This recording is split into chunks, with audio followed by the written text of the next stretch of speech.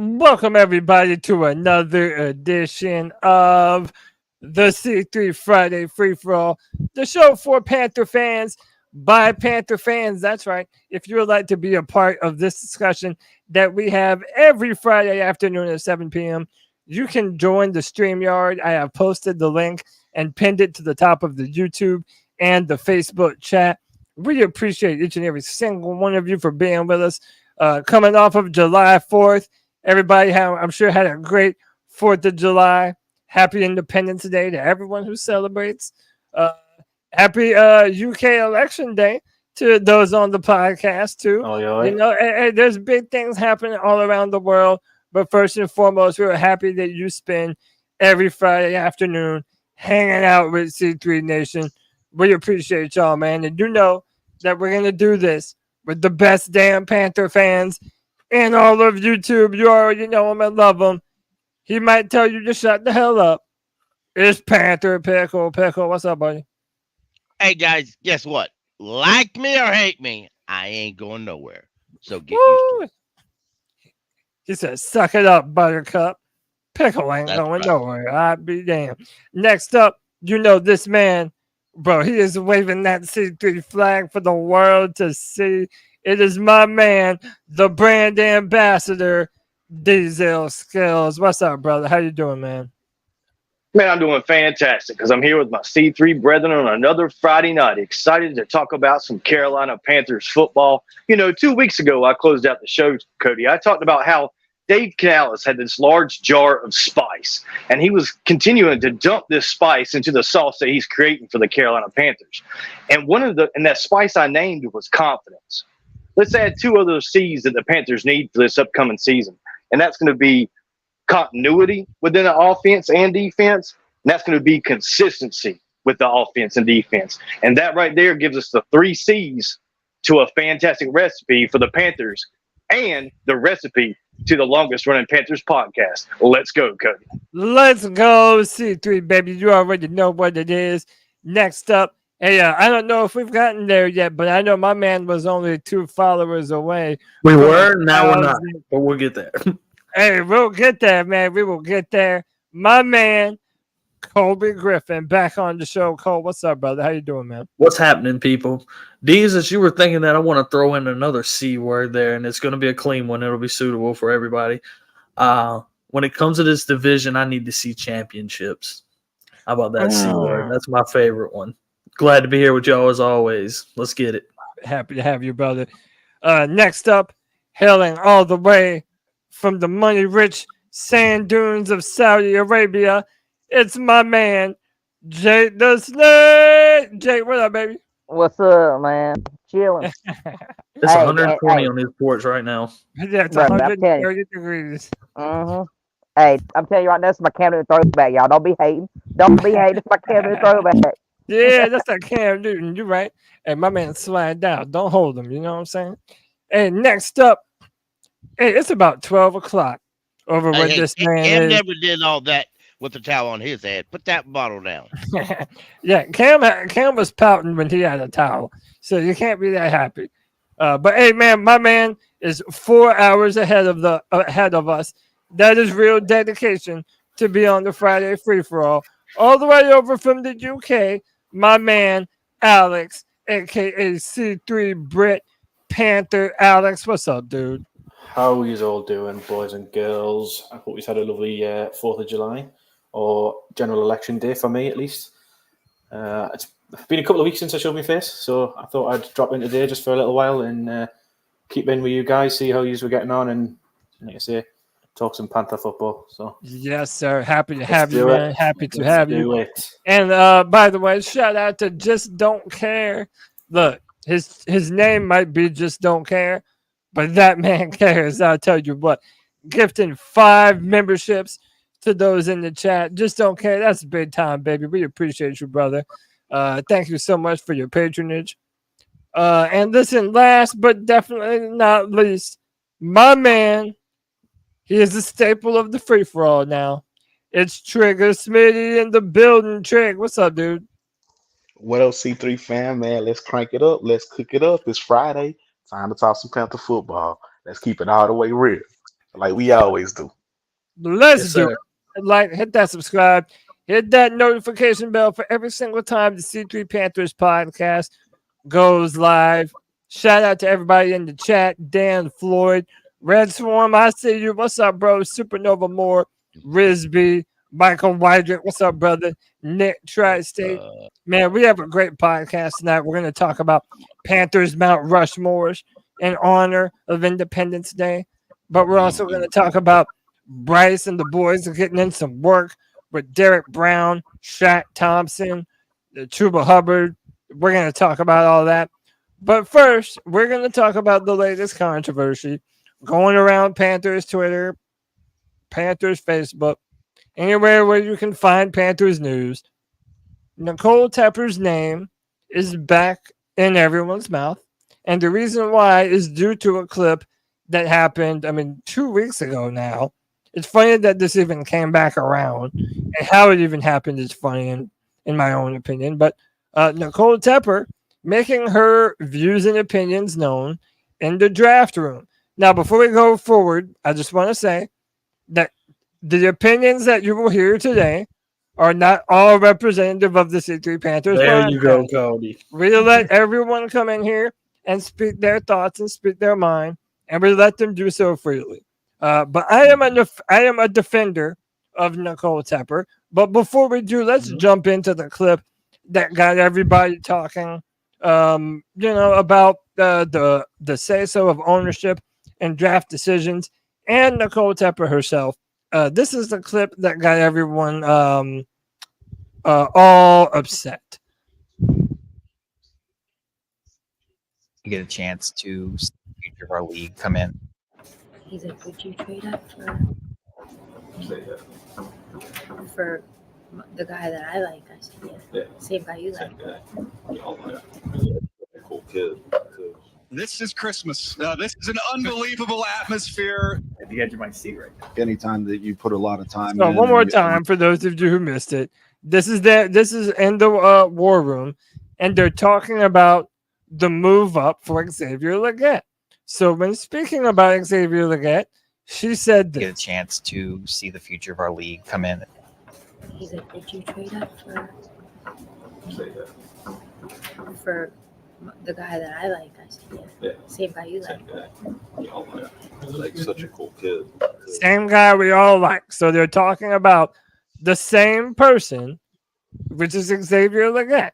This is Christmas. This is an unbelievable atmosphere. At the edge of my seat right now. anytime that you put a Now, I'm going to pull up her official job title here in a second.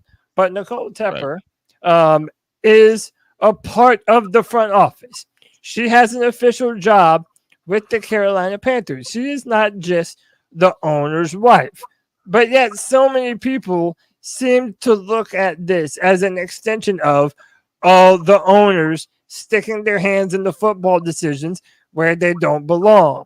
I feel that this is very disregarding what was actually happening at the time.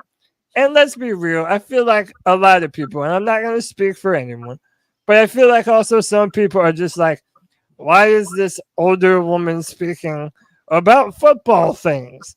And I don't know if that's what everyone thinks. I know that's how it appears to some people. But again, that's not the opinion of everyone.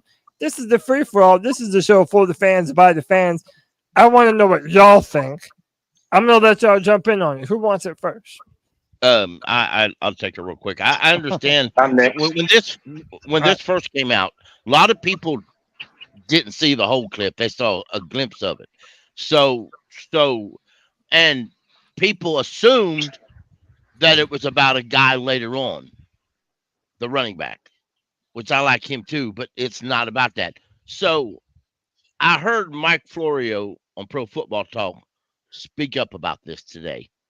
And I thought, it's the whole thing is available to listen to. You just got to find it. So I went to Panthers.com YouTube page and I found it and I listened to the whole thing. Folks, don't jump the gun about a small clip until you read the whole clip, because some of these non-professional but claim to be professional people They want to get your clips so the ratings go high, so they get more followers. Because I know if you're a paid member on Twitter, or X rather, you know the more clicks, the more money you get. You've given them money, a nice big fat bonus. They appreciate you believing their lies. Yeah. Go ahead, Deez. So for me, first of all, I'm glad that she's involved with this Panthers team. I want the owners committed to Charlotte and committed to this Panthers team. We just went through where we're starting to build an indoor training facility finally, after all the other teams except the Bengals in the NFL have an indoor training facility, and now finally the Teppers are going to build us one after 30 years of having the Panthers. I'm ecstatic that they're involved within this team. Do I want them picking the draft picks? No. But do I want them committed to the Carolina Panthers? Absolutely I do. And I want them committed to the city of Charlotte. They're talking about 2046, and we did a whole show about getting a brand new stadium for the Carolina Panthers. We don't know if Dave Teppers is going to be around. I think Nicole will be. She'll probably live a long time. I'm sure she'll inherit the team from Dave. I want her to learn as much as she can about the NFL, and has learned as much as she can about being an owner in the NFL, and has learned as much as she can about being involved in some of the things in the front office. Now, does she need to be the offensive line coach and all this other silly stuff that we've talked about with Nicole Tepper before? No, she does not. But I've always been the kind of guy that, the way I look at it is, I can't afford to buy the Carolina Panthers. I can't afford to buy a Lamborghini. So how is it my place to say how a person should drive their Lamborghini? If they want to be involved in the process, when they bought the team, he paid the money. Nobody else paid the money, but Tepper did. He should be able to run the team however he wants to. I don't want him to run it into the ground. Don't get me wrong. I don't want his hands all over each and every draft pick, making dumb picks or anything like that. I don't want him bullying Dan Morgan, telling him he knows more about football than Dan does. But them having some kind of input on the team is totally fine with me, because they're learning how to be good owners in the NFL. And to me, that's an important part of this process for the Panthers, Cody. Yeah, absolutely. And just to add what her official title is, she is a chief administrative officer. I mean, literally, you could make the argument that she has more of a role to be in the front office than David Tepper does. But I think what people need to realize is that whether anyone likes it or not, the Teppers own the team, and the ownership has a right to be in the locker room, to be in the front office. This is going to be commonplace, and we already know that it's commonplace. What I think we all need to have more faith and more trust in is Dan Morgan and Dave Canales and what they are building, and that they bought them in for a specific reason to build them. And I think that they're letting them do that. I mean, throughout every one of the blueprints, we saw how intricate they were on all the players that they wanted to draft. They knew the players that they wanted to target, and they made it possible to go and get them. Keep in mind everything that happened around the Brian Burns discussion, how we were able to move back, get another second-round pick next year, moved up into the first round to draft Xavier Leggett, and get his fifth-year option. To me, all those are big-time deals, and if Nicole Tepper had any hand in that, then we shouldn't be hypocritical when most Panther fans, I think, have been very optimistic and very happy about what was produced by the draft and free agency this year. So, yeah, I say kudos to her. Who else wants to jump in? I'll take it right quick. Go ahead, man. Y'all pretty much touched on what I wanted to get on, because she's not going anywhere. So you might as well just accept the damn fact that she's going to be in the room every now and then. But when it comes down to it, Cody, I didn't see a computer monitor in front of her right then. I didn't see a phone in front of her right then. I know she's done things like that before, and we beat it over the head over and over and over again. And I still believe it. If the Panthers start having success and winning football games, the looser the grip will be. I mean, look what they've been given for what they've paid for, dude. It's been shit. I'd have my hand all in it, too. I can't even blame them, to be honest.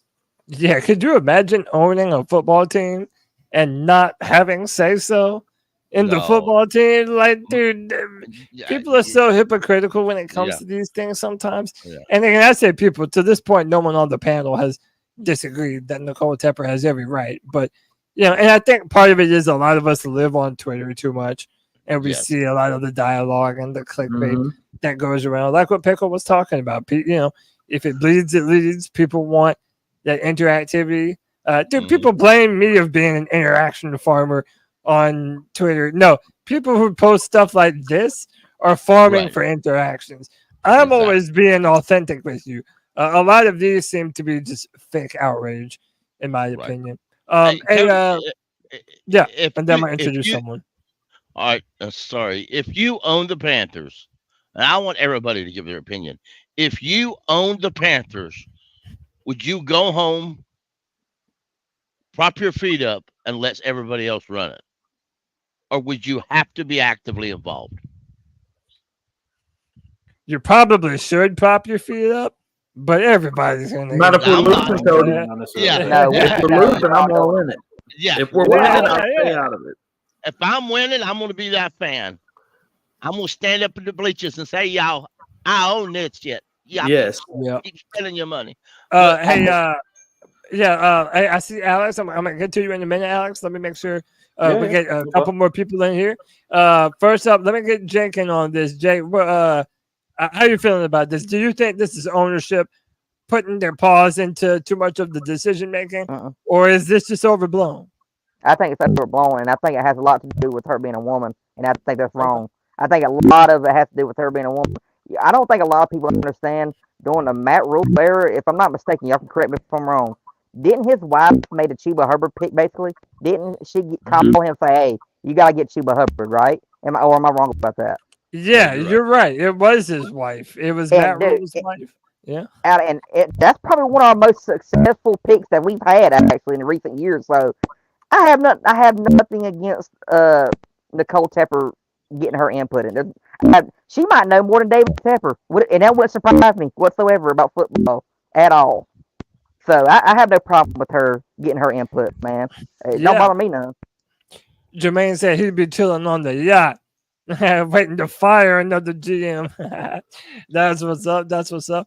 Hey man, let me go to my man Trigger Smidget. Trigger, how do you feel about this, man? Is this another non-story, or should fans feel like, until further notice at least, maybe until the Panthers actually achieve something?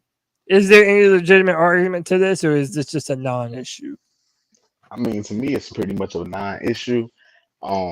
Personally, what I would like to see is, if y'all in the background, just be in the background. You know what I'm saying? Give me some Jerry Richardson vibes the positive way. I should only see y'all in the locker room when we seal the division or after a big playoff win or something. If it was up to me, they wouldn't be in the war room. But do I have a problem with her saying her opinion on Leggett? Like, no. I don't have no problem with that. Like, I would prefer them not to be in the war room, but if you in the war room and y'all just having friendly conversation on who you like, and it happens to magic word align with everybody else's, I'm fine with it. I'm perfectly fine with it. I don't have no problem with it at all. But it's just clickbait, man. People just want some content for the off season. Go ahead and get ready for it, Panther fans. If Leggett gets hurt or he doesn't have 1,000 and something yards this year, get ready for the stories that, well, Canales and Morgan really wanted Keon Coleman. Leggett was a GM pick. He was an owner pick. Canales and Morgan really wanted Coleman. And go ahead and get ready for the false advertisements and all of the stuff, just like last year. Yeah, there's people already brewing up for that. So Oh, absolutely. Absolutely, they do. Yep. Hey, let me see if we still got Alex. Alex, we still got you, brother? Yeah, I'm still here. Yeah, man. Yeah, what's your thoughts on this? And now you're someone who's interesting to talk to, because I know you've talked with me before about bad ownership, and we have had many of these discussions before. So I'm interested to know your opinion on these issues. And before we do, man, let me show some love to my guy, Red Swarm, who dropped $9.99 on the boys. He says some support for support of the show. My guys, the fist and the fire. Red, we appreciate you, brother, man. And we don't even care that you're a Falcons fan, brother. You're cool people to us, man. So, Alex, go ahead, brother. What do you think about Nicole Tepper inputting and making her opinion known on draft issues? Yeah, I mean, honestly, when it comes to ownership, everything's going to be Oh, magnified. right, that's my fault. That's my fault. We have two Alexes. That's 100% my fault. We have two Alexes on the pod. Alex, everyone, we will get to you right after this. That's my fault, I promise. But Alex from the UK, we'll go to you first, man. Yeah, no problem. I was just going to say, to be honest, that obviously we don't really have much option but to be all right with her stating our opinions. At the end of the day, she's the owner, or she's the daughter or the wife of the owner. Yep, Nicole Tepper. Yep. Yeah, so she's a wife. She's the wife.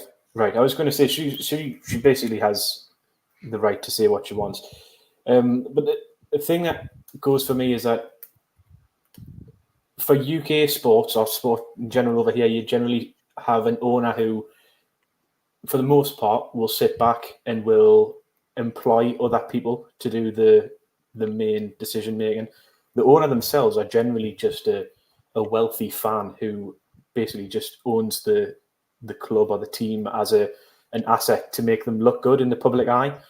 So I'm kind of the opinion that, if possible, I would probably be more comfortable with that if you employ the people that are more in the know with these sort of things. You employ the people who are going to do the job properly. I don't feel like an owner can be emotional. From my experience, an owner can make knee-jerk decisions. Yeah, I'm just reading that comment from Dan Floyd there. 100%. Yeah, 100%. As I've said before on this, I enjoy pain, so that's part of the reason why I like I'm a Panther fan. At the end of the day, I get memories brought on from bad ownership on my football team, or soccer team rather.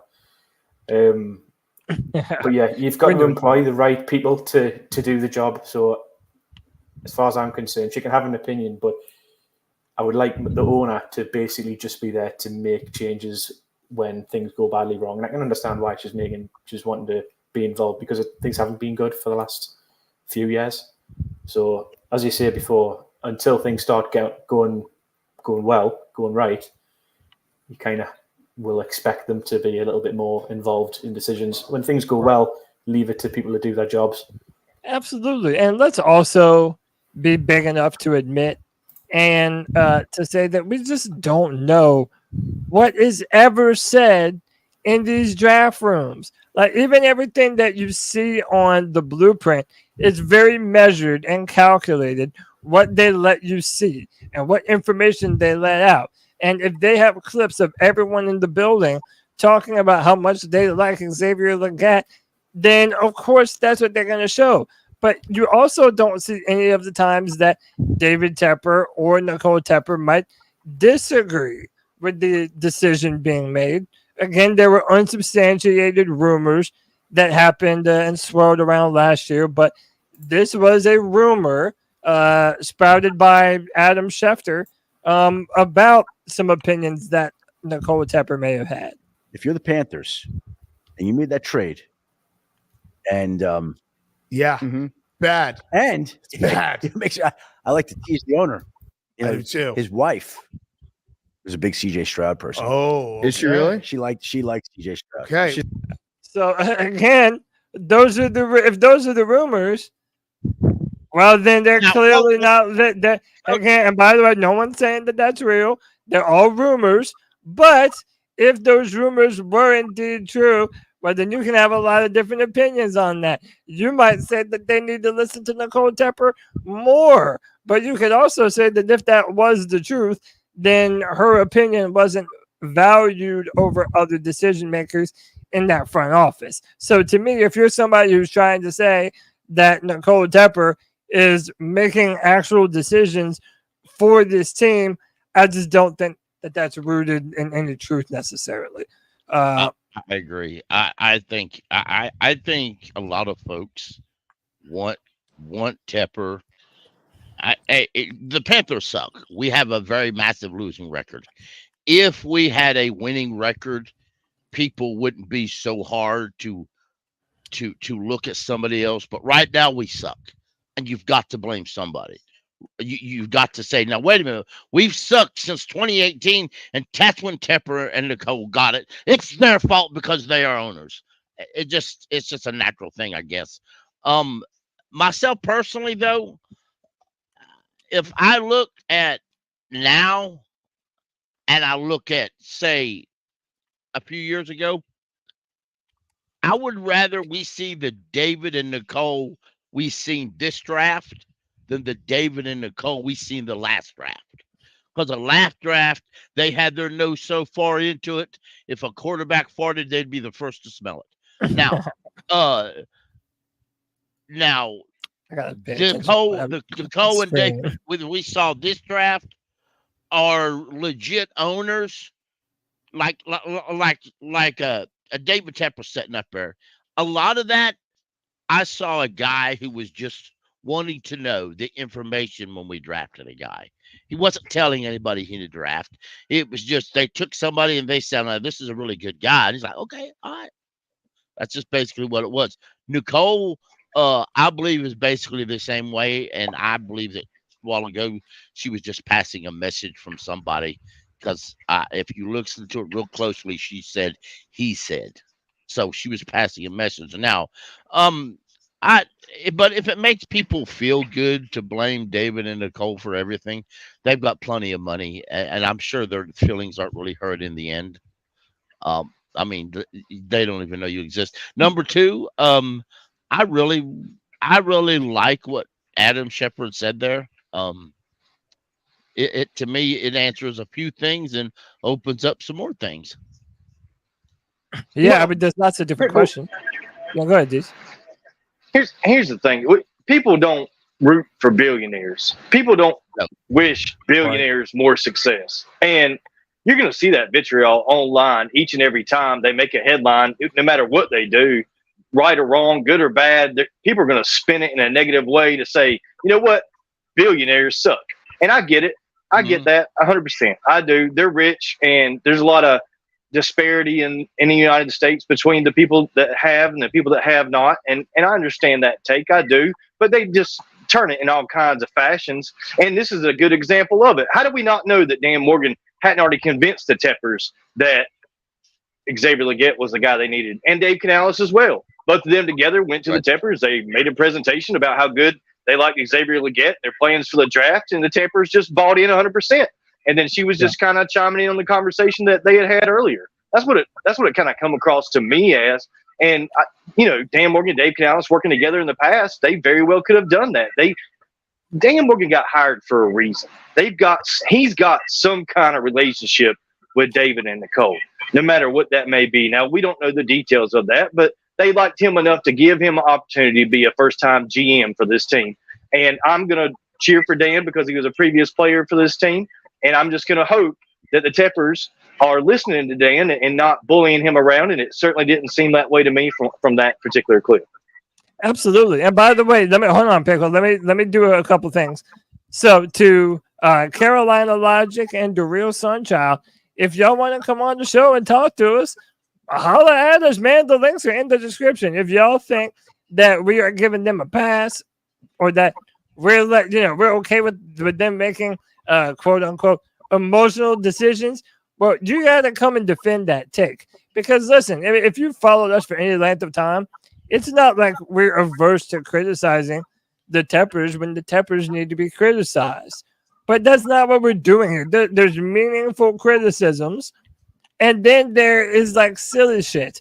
And to me, this is silly shit because we showed you in the clip of Nicole Tepper essentially echoing the same sentiments that everyone else was.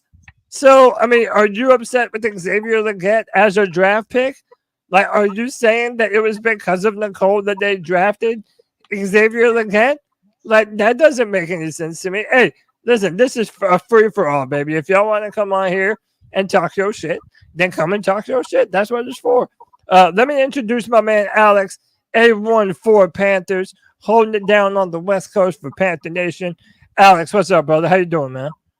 Hey, what's going on? Happy Friday, fellas. Happy Friday, Cody. Happy Friday, brother, and happy late 4th of July to you, man. Hey, appreciate it. Yeah. Man. I mean, honestly, it's going to be under, a magnifying glass when it comes to, Carolina Panthers and the Teppers, just because of everything that's surrounding the Teppers. I mean, and as a fan of the team and like just knowing sports and franchises, it's like when a team is really, really bad and you see like the QB carousel, you see the coaching carousel, you see the GM carousel, it only equates to one thing. And to me, ownership is a big thing. It trickles down. So when you hire the right GM and when you hire the right head coach and they can work hand in hand, you see that the team actually works better. But we haven't seen it yet. So, but when it comes to Nicole Tepper, it's not so much like it's not on her. I think it gets kind of blown out of proportion because let's just call a spade a spade. I mean, she's a woman. And I think a lot of times when it comes to a sport, when it's, predominantly male, I mean, it's all male for when it comes to watching the sport. A lot of people just think, she may not know, the correct players or who, what she's looking at or whatever it is, and I think it's just a bunch of baloney, honestly. Until the team gets better, we're going to hear a lot of the chatter, all different kinds of angles. So, I mean, like, hopefully the people that think that way, like, keep that same energy when Carolina's, a really, really good franchise and they start winning games. Because just like, I'm not sure what his name was, but he alluded to Chuba Hubbard. I mean, he's probably been one of our better players in the backfield, honestly. So, I mean, and she was the one that made that pick. So, just keep that same energy when Carolina's, starts winning games, and then, just kind of go from there. But it's not on it. The whole Nicole Tepper thing. It's a total joke. I just think it's wrong when people bring that stuff up, because it's like, we're all people here. We all have eyes, we all have ears, we all have, a brain and all that. So I don't want to put it all on Nicole Tepper. I think that's a bunch of baloney, honestly. Yeah. And hey, shout out to Alex Britt Panther. He had to check out. He's going to be listening at home. We appreciate you, brother. That means we got an extra spot that just opened up. Y'all don't be scared to come get in here and let your opinions be known, baby. That's what the free fall is all about. I don't think Dan Morgan's a yes man. I don't either. And I also don't think he was looking to be a yes man after seeing how much of a yes man Scott Fitterer was. Right. And to me, and maybe I spent too much time listening to football stuff, because that's all I do at work. I listen to XM radio all day from 7 in the morning until 3. Most of the time, if it's not that, I tune into a podcast about football, and maybe I just listen to too much of it. But I've heard folks say that, and these are ex-GMs, ex-coaches that are NFL quality, ex-coaches and ex-GMs. They say the same thing. They say, from their understanding, Dan was the guy inside the office the last few years that would say, I wouldn't do it, but you guys are the boss. And eventually that little comment caught up. And that's one of the reasons why, that maybe Dan was looked at a little bit better. Dan knew everybody in the building that you needed to know. He knew the kind of players. And he was somebody that, as already told Tepper, you're wrong, but you're the owner. You make that decision. So, you know. So, and again, like this is all conjecture. Like, we're just never going to know what the real relationships is between the owner and the coaches and the owner and the front office. We're never truly going to know how it was between David Tepper and Scott Fitterer and Matt Rule. We're just really never going to know. Like, those things will only be leaked by people who aren't supposed to leak them, or they're going to openly talk about these things, which even still, they're only going to let you know bits and pieces. Go ahead, Alex. No, I was going to say, but don't you think, I mean, we all kind of see it. I mean, even my wife, who doesn't really watch football, and when she does watch it, she watches the Panthers with me. she even thinks like, and she's seen interviews and all of that. She even thinks David Tepper is a little too much hands-on.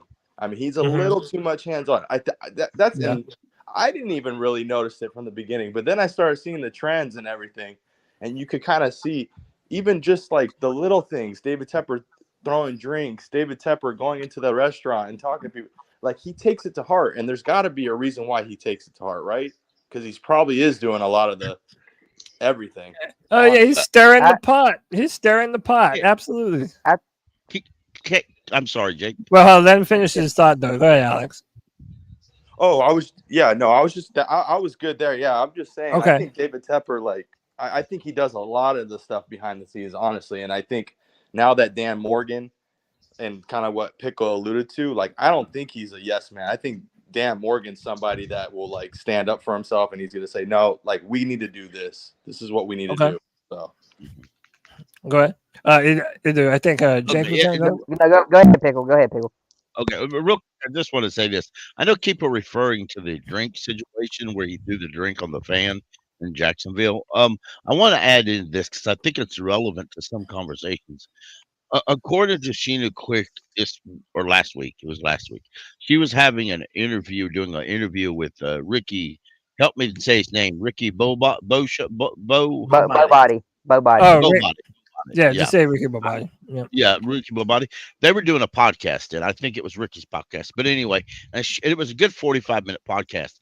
Sheena said that from her understanding, the reason why Tepper threw the drink was the fan in question had made a snide comment about Marquise Haynes, who had just suffered a concussion and had to be taken to the trainer's room. And the fan made a snide comment, and that's just where David Tepper just threw his drink, which is still unprofessional, but nonetheless, to me, it shows his passion.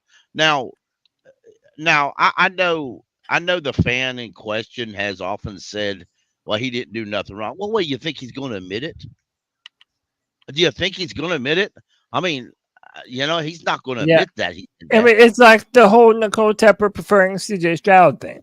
Like, rumors are rumors, but there's no way that anyone's ever going to know. Like, him throwing that drink from now until the end of time is going to lack context. No matter what rumors swirl about it, he threw the drink and there's a video of it.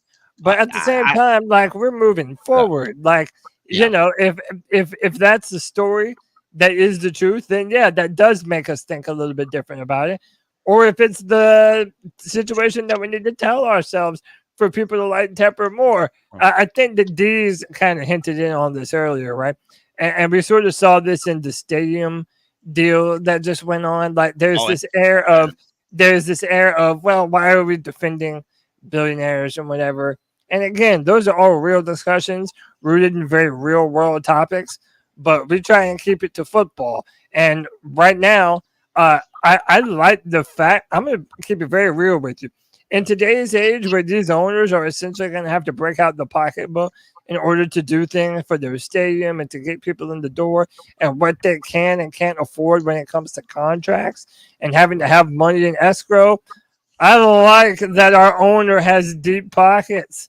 Right. Like, I like that. I'd prefer to have an owner with the means and the wherewithal to be able to do all these things than, for example, be in a situation like the Bengals, where they're essentially at the point where they know that they can't pay everyone, even if they wanted to.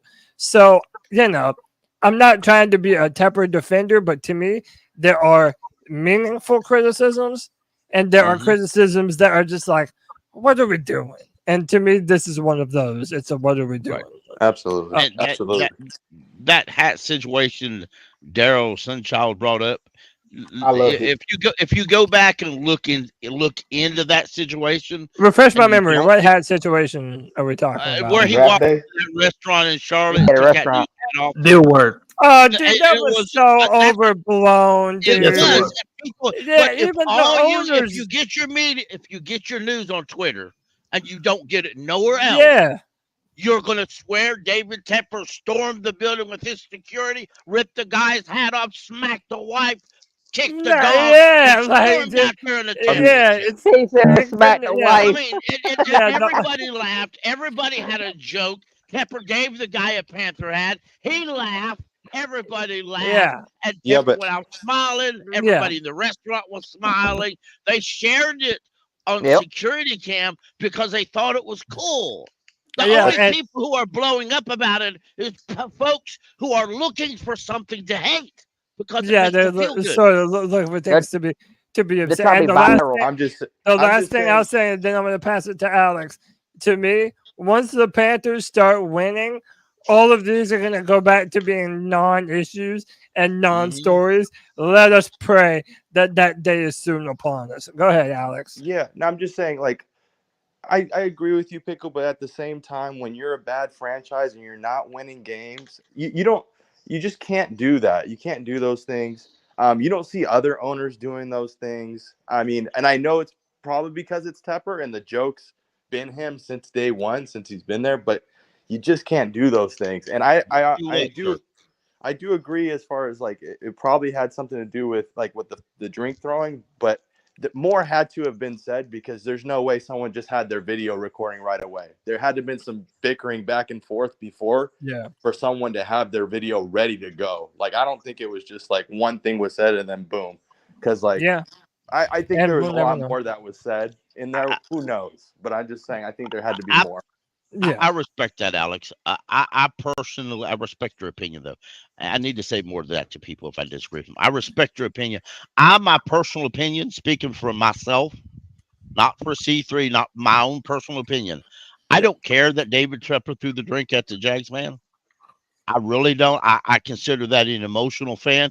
And after years of involving and experience the guy who would sit in stands, Panthers were winning 50-0. We were losing 50-0. Player get hurt. They carried a player out on a stretcher doing CPR on him. That's all you see. That's all you see, Jerry Richardson. Jerry Richardson was a stone man with a stone heart and a stone face.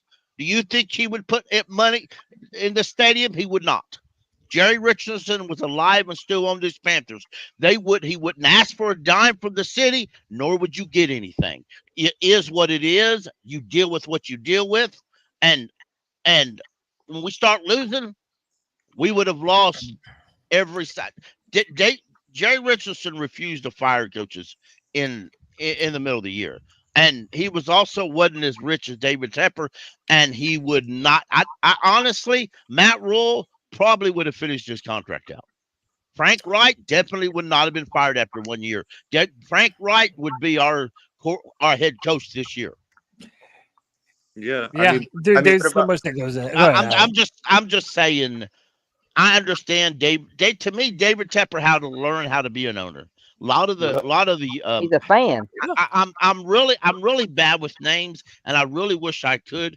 Cole, if you're still in there, you remember all the names of those guys on XM radio. A lot of them almost all the time talk about these new owners have to learn to be owners, like a player has to learn to play in the NFL, or a new coach has to learn to be a head coach. Tepper had to learn to be an owner, and they said it for a long time ago. It takes generally 3 years for an NFL new owner to be a owner, and surprisingly, it took Tepper. No, not 3. I misunderstood. I misspoke. 6 years. It takes 6 years. There you go. Everything you said was true, and it's all of them, Pickle. It's not just one. It is. The 49ers owner. The 49ers hired Chip Kelly. Could not find an owner after he fired Chip Kelly. Could not find an owner. So he looked at his offensive or defensive one of the coordinators that just happened to be on staff, and he said, "You want to be head coach? You head coach." Because he couldn't find an owner.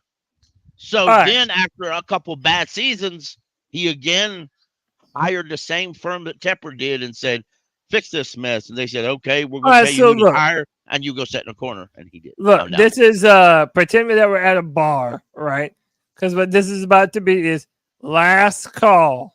Okay, like my man Poppin says, Tequila Tepper, this is your last call to get your opinions in on this Tepper thing, because we're getting ready to move on and talk some other Panther stuff.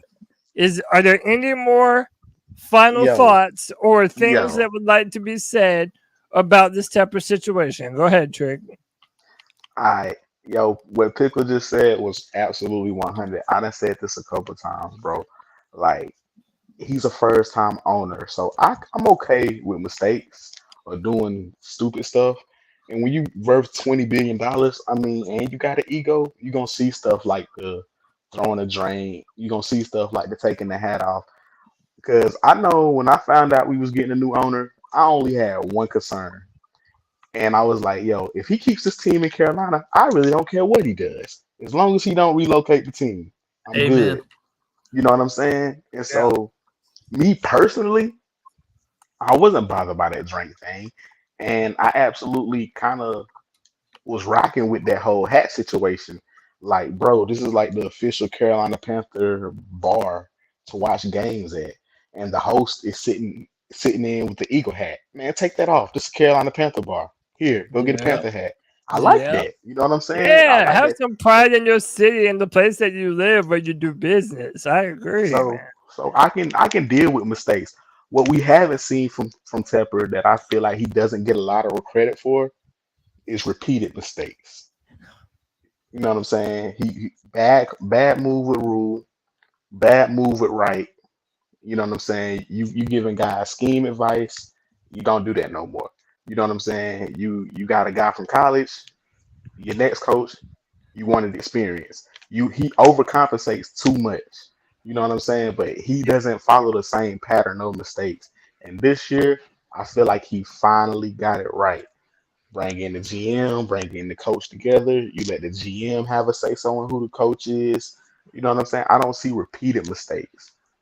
And I'm cool with that. Even the only thing I hate Tepper for is moving training camp from Spartanburg. That's it. But and see, even that's subjective because I love him for that shit. Yeah, like, a lot of fan bases do.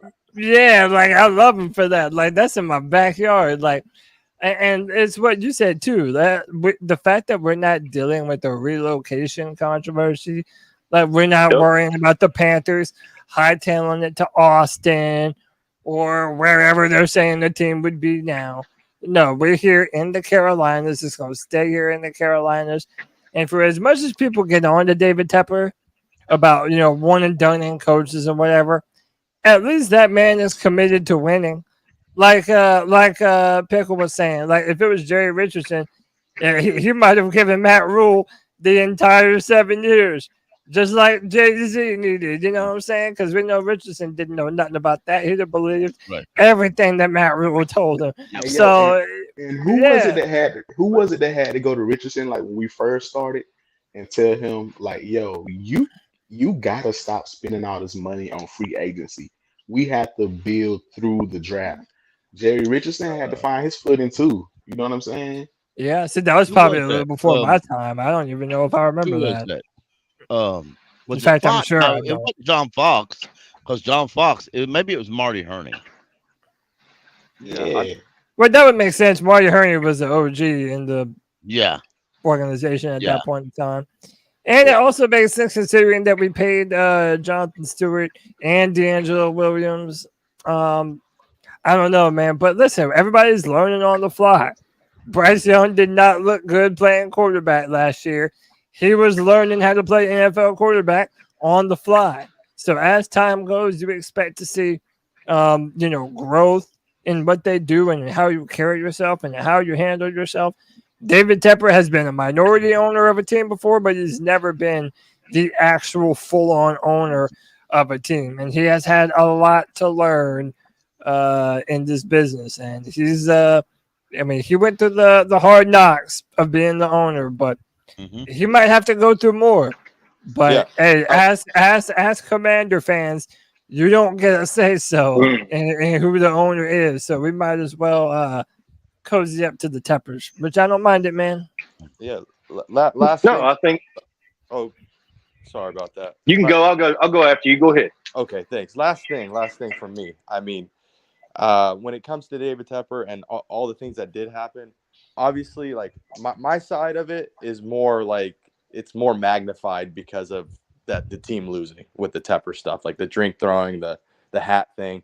I am an emotional guy, and I do side with the Cody. I do like an owner that does have deep pockets. I do, because like when it comes to when the team is winning, and I don't know if I'm sure you guys remember, I know it was a little early in the season, but when they were 3-0, Carolina started making some moves. When they brought in Gilmore, they started bringing in some guys to try to and I thought Tepper pulled the trigger a little too early. But at the same time, these guys are learning on the fly. I do agree with that. I also think that Tepper may have, I thought he may have fired Ron Rivera even early, if that, during the season where I believe he was 7-9, and then I think the next season they went 15-1. So I just think he's a little bit of an emotional guy, and I think if he could just take just a step back, and it looks like he has this year from what I've seen, it looks like everybody's kind of more on the same page. So if he could just take that step back and kind of let Dan Morgan do his thing, let the scouts do their thing a little bit, I think we'll start seeing some victories in Carolina. I think it's going to be better. And then all the crazy stories that you hear about the Teppers will go away, because right now it's just Carolina's a joke of a franchise. Let's just be real. True facts. So True that's facts. my 2 cents. And by the way, that's why I don't come down hard on people that are really upset with the Teppers, because we have not done a lot of winning. So, it's almost like winning cures everything, man. It's really like that. I agree. I think that once we start winning, we're going to start, these conversations are hopefully going to look and feel a little bit different. But that was the last call. We are moving on. And I saw this originally on Facebook, which, God, Facebook is a cesspool for Panthers opinions. I do not recommend it. But I found this, and I figured this would be a fun talking point, if at all very short. There were apparently rumors, which I call BS, that the Carolina Panthers are eyeing former Saints star wide receiver Michael Thomas for an offensive boost. Now, I immediately went on Twitter and said Derek Brown would never let no shit like this fly. But what say y'all? Did you believe this? Did you think that this is real? Would you like this, or is this just? Am I scraping the bottom of the barrel here to find stuff? I think it's bullshit. But go ahead. I haven't researched it though. Yeah. We'll go. Let's go Trig, and then we'll go Pickle. Go ahead, Trig. Haven't seen it, and I don't want them. I think we already got our wide receiver room set, to be honest with you. Yeah. At this point, I'd be more interested to know if anyone wanted to bring Michael Thomas here. That would be a better question. Would anyone on this panel or in the chat room be in favor of this? And how much money would you pay to watch that first interaction between Derek Brown and Michael Thomas? I'd pay a lot. I would pay a lot, but as we're talking about this, I quickly Google it, and Christopher Knox of Bleacher Report wrote an article about the best landing spot for NFL's remaining top NFL talent, and he put Michael Thomas with the Panthers. So all of a sudden, everybody considers Panthers are looking at Michael Thomas. So again, this is another situation where somebody somewhere wrote an article to get a click, and some Panther fan somewhere clicked and wrote a little article so they could get clicks. So anyway, go ahead. If we bringing in any free agent, dude, it needs to be an edge rusher or a cornerback. Yeah, I don't. Yes. I personally believe it would be dumb. Personally, it would be absolutely dumb for the Panthers to bring in Michael Thomas. And I mean, he's not going to give them a boost. I mean, I know there's people out there somewhere who's screaming, but that's Michael Thomas. Michael Thomas ain't been the Pro Bowl. He ain't been a star wide receiver in probably 3 years. There's a reason why the Saints let him go. There's a reason why he's still available, and nobody else has called him. Yeah, I mean, that's a great point. I feel like a lot of people are also doing the thing too where And I don't know who it was that recommended Thomas to the Panthers, but knowing that Drew Brees is essentially the mold for a quarterback like Bryce, being the shorter quarterback, being a timing and rhythm quarterback. And one of the things that Drew Brees did do well with Michael Thomas was timing those slants. Again, everybody would call him slant boy, slant man, whatever. But he was really on a good timing and a good rhythm with Drew Brees. But I also feel like that's the only reason why people are doing it. It's like, a short, undersized quarterback. This was the guy that would get on, he would be on the same rhythm as a quarterback like Drew. To me, it's very lazy analysis. Like, I feel like there's not a whole lot of thought behind this. And again, knowing the history between Derek Brown and Michael Thomas is also something that whoever wrote it probably didn't know. But, yeah, let me get some more people in on this. Cole, you with me? I am. The bad part is, as long as Terrence Marshall Jr. is on this roster, I'll consider any wide receiver. Okay, so you'd be open to this. As long as TMJ is on the roster, absolutely. So TMJ's presence is keeping you up at night, basically. You want that man booted off this team with the quickness. Okay, I feel you. Gotta go, brother. Pop made a good point. It says we always get way too attached to wash up talent. But meanwhile, everyone is banging and clamoring for Stephon Gilmore to come here. Like Buddy's not 33 years old. I have not. I agree with you. So is James Jackson. I have not agreed to that. I have not been the one banging. Is James Jackson really 30-something years old? My bad. I meant to say Troy Hill. Sorry, I just blurted it out. Troy Hill, 33. Yeah, I think honestly the Gilmore thing's a little more appealing than the Thomas thing, just because A, we need a corner, and B, Gilmore's actually kind of been proven like he could still kind of play. I haven't seen Michael Thomas really play in a few years, whether it's injuries or just been kind of going downhill. So to me, I'm a no on Michael Thomas, just because he's kind of irrelevant. He's kind of just a name. It's more of like he's just a name now. So it's kind of. But I'm good with the wide receiver guys that we got. I think Bryce Young, and I think the offense is going to be a lot better this year with the guys that we have right now. So I'm good on Michael Thomas. Yeah. He can do them slants with Leggett. He can develop those slants with Leggett. True that, man. And again, Michael Thomas has been such a diva, man. Like, again, my brother is a Saints fan, and so because of him and through him, like, I know other Saints fans, or even they were tired of Michael Thomas and the BS at the end. Like, it's like, what are we doing? And then he had that surgery that was like right before the season started, and he kind of left them hanging. Like, he seems very much like one of those stereotypical diva wide receivers, that like needs this amount of touches and shit like that. So, yeah, man, that's a hard pass from me, man. Hard pass. Anybody else that would like to jump in on this or conversate on this? While we at it, y'all been seeing our wide receivers put in work? Hell yes, I have. Speaking of, I can bring up some of that footage. Yeah, Smith Marset, man, them boys been putting in work. I tell you what thing about Johnson's me always putting in work. Y'all help me out with this real quick.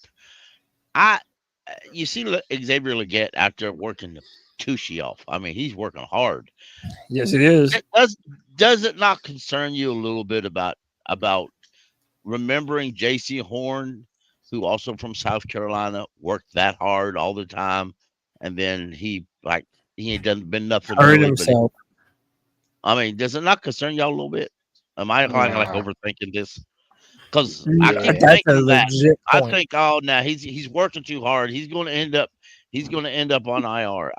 I hate that, but I can't help it. That's what I feel. No, that's a legitimate question. And I'll play the video of Xavier they got doing his crazy sprints on those treadmills with Deebo Samuel But the guys are out putting in work. Bryce is putting in work yet again, shooting threes. Hey, my man Bryce, he got that jumper, man. Swoosh. He got a jumper, man. He just needs to hoop like that on the football field. But they're out there getting in work. But that's a good point. Let's talk about Xavier Leggett, the wide receivers. He had a hamstring injury. That's why they sort of held him out of OTAs. Does anybody echo the same sentiments that Pickle brought up? Is anybody worried that he's pushing himself maybe a little too far, a little bit too early? Nah, I mean, I don't have that problem. Like, listening that before we drafted him, they was talking to his head coach at South Carolina, the Beamer dude, and he was like, Leggett would call at like 12 at night, 1 o'clock in the morning, wanting to get the keys to the weight room to work. So I like that type of work ethic. You know what I'm saying? JC just has like glass bones, but like I don't think that'll translate to Leggett. That means he's gonna show up to training camp ready to go. He's gonna adjust to the speed of game. You know what I'm saying? He's gonna put the work in. So I mean, we seen Mingo do the same thing last year. I mean, that's what you want from rookies, to put in that extra work and get ready. Yeah, I mean, Hey, Pickle, cover me for 1 sec. I'll be right back. All right, man. Okay.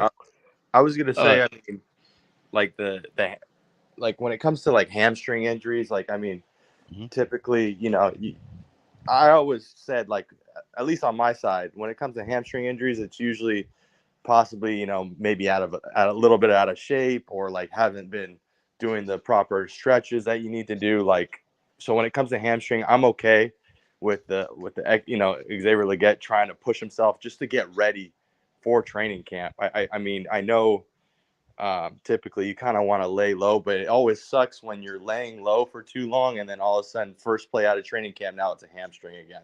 So, and hamstrings are just tricky because you think you feel great and then one little move and then it's going back to square one. So I know what you're saying, Pickle, because it's like hamstrings are super, super tricky. You kind of want to give it that extra time because just hamstrings are just, they're tough. They're tough to come back.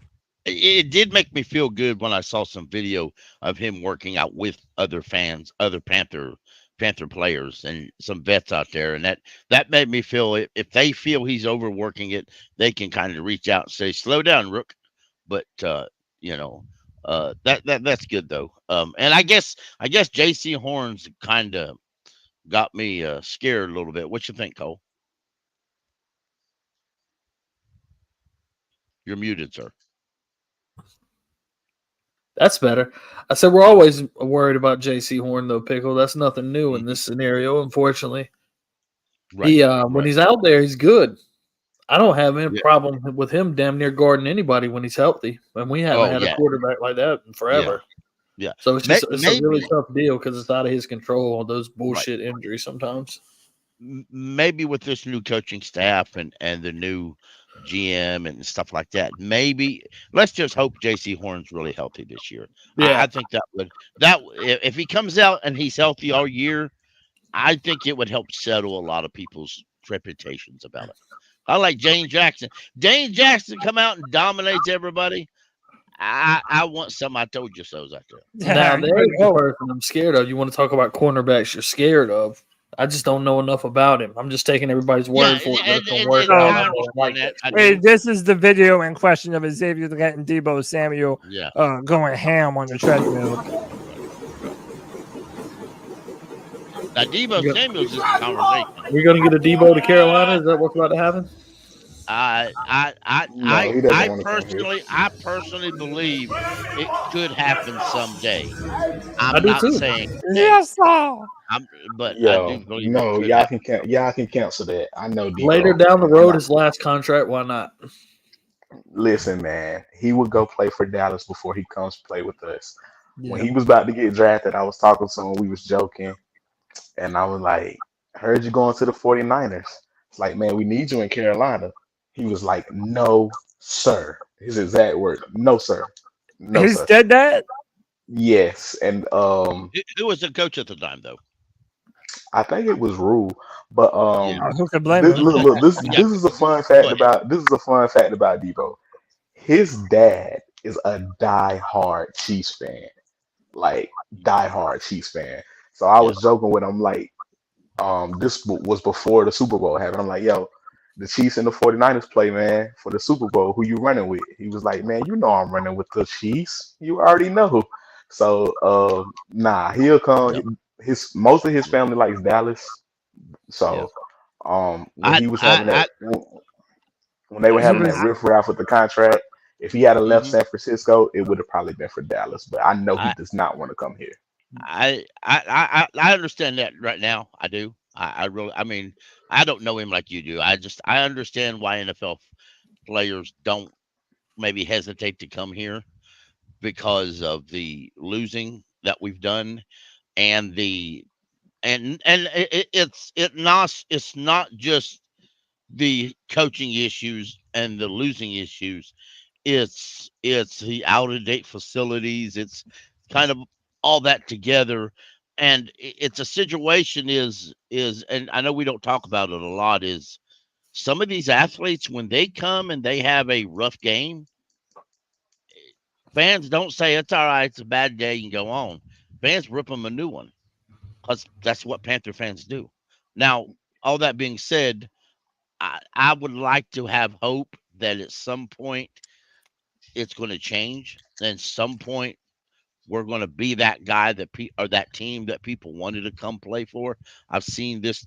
I've seen this team be that one everybody wants to go to, and I like that feeling as a fan. Eh, Number two, I don't know why anybody wants to go play for the Cowboys. They are all mouth and nothing else. They don't win in the playoffs. They barely make the playoffs. Their owner's 100 years old and getting ready to fire everybody anyway. In my personal opinion, that's why he ain't paid them three guys that he should play, one of them or at least two of them, and he's not going to. I think Jerry Jones is, if they don't win in the playoffs this year, he's going to fire the entire organization. I I mean, mean, anyway, it's a that's lot of that's Cowboy fans around here, but yeah, I don't see. yeah. I don't. I see You them. right. I see them paying CD and then maybe Parsons. I mean, they're gonna have to pay CD. They're gonna have to tag Parsons, and then after this year, Yep. they're gonna have to let that walk. That's the Right. only way it's gonna Right. work. Right. I heard something about Parsons, and since we're kind of, let me throw this out there, and because I didn't really catch on to it until they were talking about it, and I thought, well, that's interesting. I've never heard anybody thought this, and I heard it on XM Radio, and then the very next show, an entire different guy brought up the same scenario that said that one issue that Parsons has, and it was noticeable in games, and I ain't watched Cowboy games this year, but is that, and I asked a Cowboy fan that I work with, and he turned around and walked away from me. He wouldn't talk about it. Parsons would often, especially in situations where he was supposed to, be ready for a read option, he gets beat on him because he don't wait for the run. He just rushes the passer. He does Oh, that he's got the Hassan really Reddick good. approach, is what you're telling me. Exactly. As he just attacks, and there's times that he can be beat, and some of the best have actually schemed against him doing that. That's a lot to do with Because why you the run at his Cowboys. ass and then do a fake. Yo, Exactly. did y'all see their starting safety like call him out? Like they have Yes. like some Yes. conflict going. Yeah. He's And like, I found that yeah, interesting because Riddick gets he the same wasn't rap. lying. No, exactly. And he did the starting safety wasn't even mean about it. No, He he was just wouldn't. like, some things you need to work on your game instead of doing so much podcasting. So, hey, His heart is in if you Philly want to anyway. be He wants paid to be like an the Eagle. right, and it used to be if you want to be paid like the best, you had to be the best. Now, if you want to get paid by the best, you just got to fake it real good and you'll get the money. But Well, anyway, I ain't gonna say that. He Yeah, but deserves the this is money because he's a I sack wanted to artist. highlight this.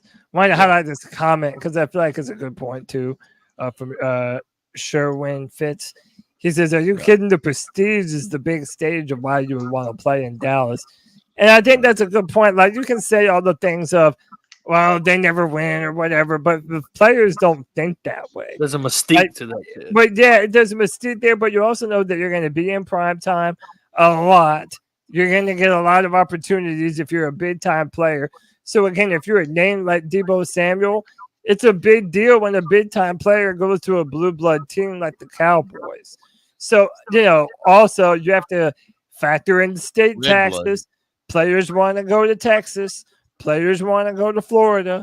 They're making those big NFL contracts, and they're not paying state taxes on them.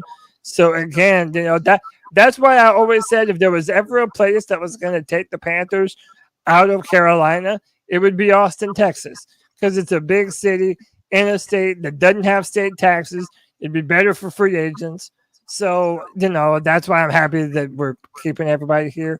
But I mean, this is my prediction, though. And Like, if he yeah, was for to sure. leave Yeah, no, I don't think you're I wrong. don't think he wants to leave San Francisco, but if I had to guess where he would go, it would True. be Dallas. Yeah. All right. Hey, Pickle, cover me one. All right. Yeah, I understand that, and these players, a lot of people don't realize these players, they have certain teams that they like and they grew up liking. So you can't always hurt. That's why a lot of folks, can look at Shy Tuttle's skill and say, "Oh, I didn't like Shy Tuttle. He sucked." Well, I understand that, but I've always had a soft spot for Shy Tuttle because he grew up a Panther fan. So and besides that, it'll kill our cap to cut him. So might as well deal with it. So did Icky. You're right. Yeah. You're right. You're right, and that's what I say. I So kind did of, Leggett. you're, He's yeah, a Panther fan yeah. too. So that's cool. I just think that's cool. So because I wanted to ask y'all this, and this is sort of off the cuff. I didn't plan this. Out of all the current projected starters on the team, is there a player that concerns you the most? So is there a player that really needs to earn your trust this year before you can really feel comfortable with them? I'll give you mine. And look, Bryce is the easy answer, so I'll take him off the table. Mine is also another fairly easy answer.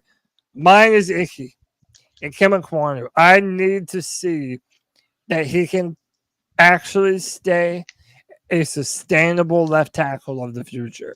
I Man, need to it's see so that from him. it's so many of them for me, man. I mean, it's Yeah. Icky, it's JC Horn's health, it's Yeah. Corbett at center, it's the linebackers, it's Dane Johnson at corner. I mean, it's so many of them. I can't even just single out one. I'm going to give you a couple. Icky's a really good one. I could bring him up, but I'm not going to. I was going to bring up DJ Wanham because if it concerns me, but the one I'm going to bring up, hardly somebody that nobody talks about, is Jordan Fuller. Because I'm going to throw this out there, the safety. If Jordan Fuller fails and Bell produces good after returning to the Bengals, Cincinnati. and Chin shows out for Washington, you know how bad that's going to make the Vero and this GM staff look after cutting both of them, going with Fuller, who failed the other spots he's been in, returns at Evero. And that's a good question, though, too. Could the question also be your defensive coordinator? He's my question. I've been said that. I don't. Yeah. I'm not worried about Fuller. I love Fuller. He's a dog. It He's could been a dog since he was at Ohio State. But like you just look at what EJ did, bro. Like you changed the scheme. It hurt Brian Burns. Jeremy Chin was essentially a non-factor. It slowed down Louvu. Like we lost Chin, we lost Louvu because of that scheme. You know what I'm Right. saying? And when Steve Wilkes Yep. took over and we got on that little run, when we hired Evero, I went back and watched. I'm like, bro, we straight ran through his defense when we played the Broncos. Like Right. that was one of them games we just destroyed. And I'm like, I don't see the hype personally. Maybe it's because I personally hate 3-4 schemes, but none of his I agree with none you, of man. his defense have been great. None Yeah. of them have been great. And I would have rather lost. I would have rather lost Evero than to lose Chin and Louvu personally. Right. I'm cool with the Brian. I'm cool with the Brian Burns thing because what we got Yeah. back. Yeah. So I don't know if anybody can see it. I went to our lads and I brought up the depth chart. So I know that Ken Jermaine was wondering if Fuller is indeed a starter. starter. And yes, as of right Yeah, now, he's the first he starter. is listed as the starting free safety for the Panthers. I think a lot. Hold on, Pickle, if you don't mind. No, go ahead, Joe. Go ahead, Jake. Go ahead. I don't think a lot of people realize that Jordan Fuller was a captain for the Rams for a long time. During the Super Bowl run, that he was still a captain. So I definitely expect him to be a captain for this team, and I fully expect him to be a starter at least. That's good. He was one of my favorite offseason pickups, man. I've been liking him since he was at Ohio State, and I don't really like a lot of Ohio State guys. Who does? I don't blame you there. JJ. I don't blame you there. Yeah, all right, except for JJ, but you know, he's allowed to be special. But you know, and I understand that. I don't really like the 3-4, so I'm overcritical about it, I guess. But the one thing about I think that the 4-3, the 4-3 has a lot of principles that you can just the front four could just set back and rush the passer. Stop the run, rush the passer. The 3-4 itself involves a lot more thinking to a lot of them, and that's, you know, while Luvu can play more without thinking less, and the 4-3, but in the 3-4 he had to think more, and which slow him down a little bit. But that's you're right. And also, before we bring it up, if Ivero succeeds and he becomes a head coach somewhere, we get 2 third-round picks. If he doesn't get hired this year, next year is his contract. Next year would be the last year he's under contract with the Panthers, and he won't if he gets hired as a head coach after his 3rd year, the Panthers don't get nothing because he'll be a free agent. I thought this was his last year. I thought he only signed a 2-year deal. He signed a 3-year deal. I looked it up the other day for my spaces. He signed a 3-year deal. So let me. I want to real quick. I want to speak in defense of the 3-4 defense, and very similar to the Panthers on offense last year, where they tried to turn into this offensive dynamic team, but just utterly failed on every level to do so. It's like that isn't what the Panthers are trying to be on offense. It's very clear that they didn't have the personnel to run the kind of offense that Frank Reich and them decided that they were going to run. So in defense of the 3-4, you know, I know a lot of people are upset that we moved to a 3-4. They want us to move back to that base 4-3. The best Panther defenses have all been 4-3. However, I will say that the personnel that we have had has not benefited and been the right kind of personnel to see what kind of damage a 3-4 defense can actually do. So even though that 4-3 is better equipped to stop the run, when you have a vicious 3-4 defense, you're rushing the passer at a high clip, and you're really, really aggressive on defense. Some of the best defenses of all times have been 3-4s. So I do think that we need to continue to get better on defense and fill out the kind of roster that can actually play in a 3-4. And you also have to remember that it would have complemented and still could what we're trying to be on offense. If we can have a dynamic offense that allows our defense to pin their ears back and be aggressive, all of a sudden you don't need that high-end defensive back talent. You're going to roll with 3 defensive backs anyway. Be aggressive, rush the passer, get those outside linebackers to pin their ears back on 3rd down, and all of a sudden you have a potential to be humming. I want us to give a little bit more time before we just outright say, nah, this 3-4 can't work here in Carolina. We need better players in order to fit what Ivero is trying to do, I feel like. Well, that was the hope of bringing in a Caleb Bond Chase on, a guy who utterly failed as a first-round draft pick with Jacksonville. But we brought in Todd Walsh as well, their defensive line coach. And it's funny how we reached out and brought in Caleb Bond after acquiring Walsh. So those two were kind of tied together. And I know that he hasn't done anything in his 4 years so far in the NFL, but this is his last chance. And with Wanham still being injured, he's got a real opportunity to do something here. We don't know that Wanham doesn't go on the PUP list. I mean, that's a big injury to a Panthers team that's already kind of thin at edge defender anyway. And then we got Iku Leota. He's still got that calf issue from what I understand, but allegedly he's supposed to be ready for training camp. But Amari Barno tore his ACL in week 16, so he's not going to be ready for training camp. We're really thin at edge rusher, and we need a guy like Calebon Chason to really step up and be a performer for this defense. And he played in a 4-3 down there in Jacksonville and didn't have much luck. So maybe the 3-4 is what he really needs to get his career going in the NFL, Cody. Yeah, I really do think so. I'm hoping that that's going to be true for someone on this team. Like, I feel like everything that you just said, these could be true of multiple players. Like, what we're trying to do this year could be very beneficial for a lot of people. Chuba Hubbard is a player that comes to mind. J.C. Horn is a player that comes to mind. And Calebon Chason is another player who could find a home here with what we're trying to do. I certainly hope that's true of somebody on this team.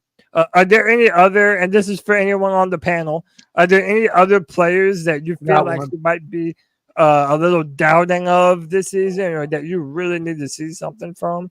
Go ahead. Josie Jewell still scares the shit out of me, Cody Lack. Oh, Josie Jewell. Okay. Talk to me. It's always just going to be because of the expectations I have of our linebackers, but I just need to see a dominant, just run stuff and somebody that's can be what's a good word? I guess it's competent in pass coverage, and then damn near borderline a Pro Bowl player, if not a Pro Bowl player at linebacker. That's the shit I'm used to. Yeah. Yeah, I do. That's such a good point, Cole. I mean, how disappointed have we been with free agent signings at linebackers for the Panthers? Bad. God, so bad.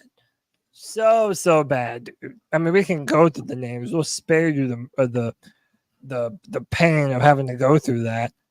But yeah, I agree. Shaq Thompson's getting older. You could have said him if you wanted to. Oh, yeah. Frankie Louvu was the only good one we brought in, and now he's not here. And I kind of believe in Josie Jewell. I think he's going to be a real leader on the defense. We saw already where he was kind of calling out coverages and telling people where to be on defense. We hadn't had that vocal leader in quite some time, and I really feel like that's what hurt this team last year was not having Shaq Thompson on the field as that vocal leader, not having that guy with the experience to kind of rally the defense around. And plus, it moved Louvu inside when he was better as an outside pass rusher than an inside. So I think that Shaq Thompson going down hurt us in multiple ways. And bringing in Josie Jewell is kind of like an insurance policy of if Shaq struggles again this year. I mean, I know he had a broken leg, though. I mean, that was a broken bone.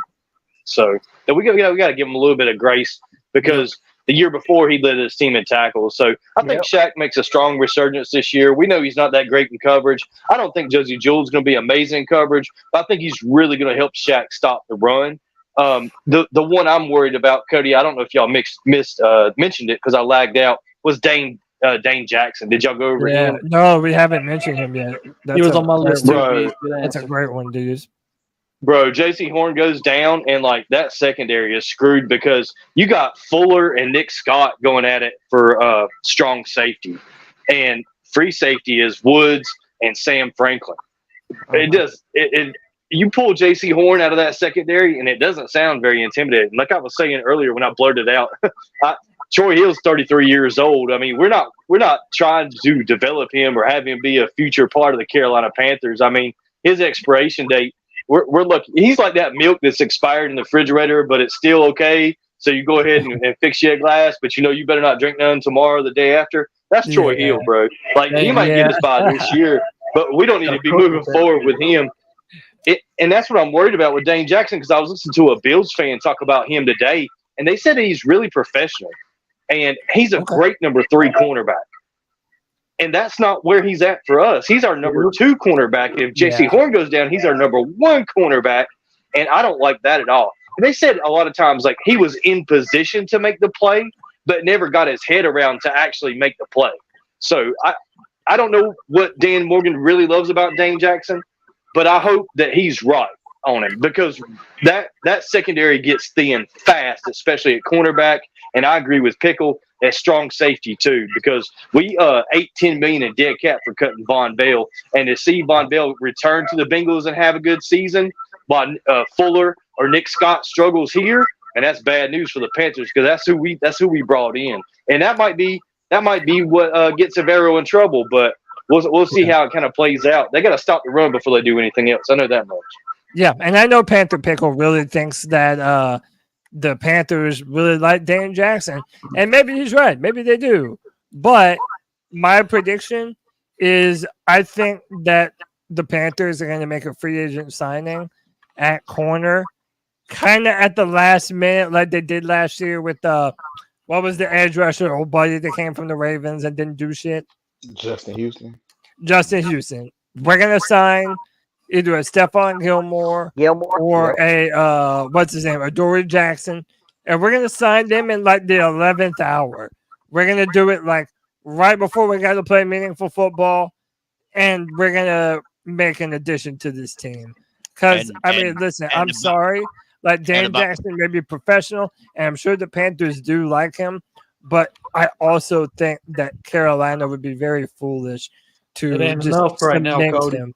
Yeah, to just cement him as the number 2 corner, to me, that means you are willfully going into the season knowing that you have a glaring hole on this team. And let's also be real, we thought we were going to draft a corner at some point. All those mock drafts that we did here on the Free For All, damn near all of them at some point had a corner. So I think they're going to make a... We did draft a corner, though, Cody. Just later. Yeah, but again, like, where is he on the there's no difference between him and Jamie Robinson to me.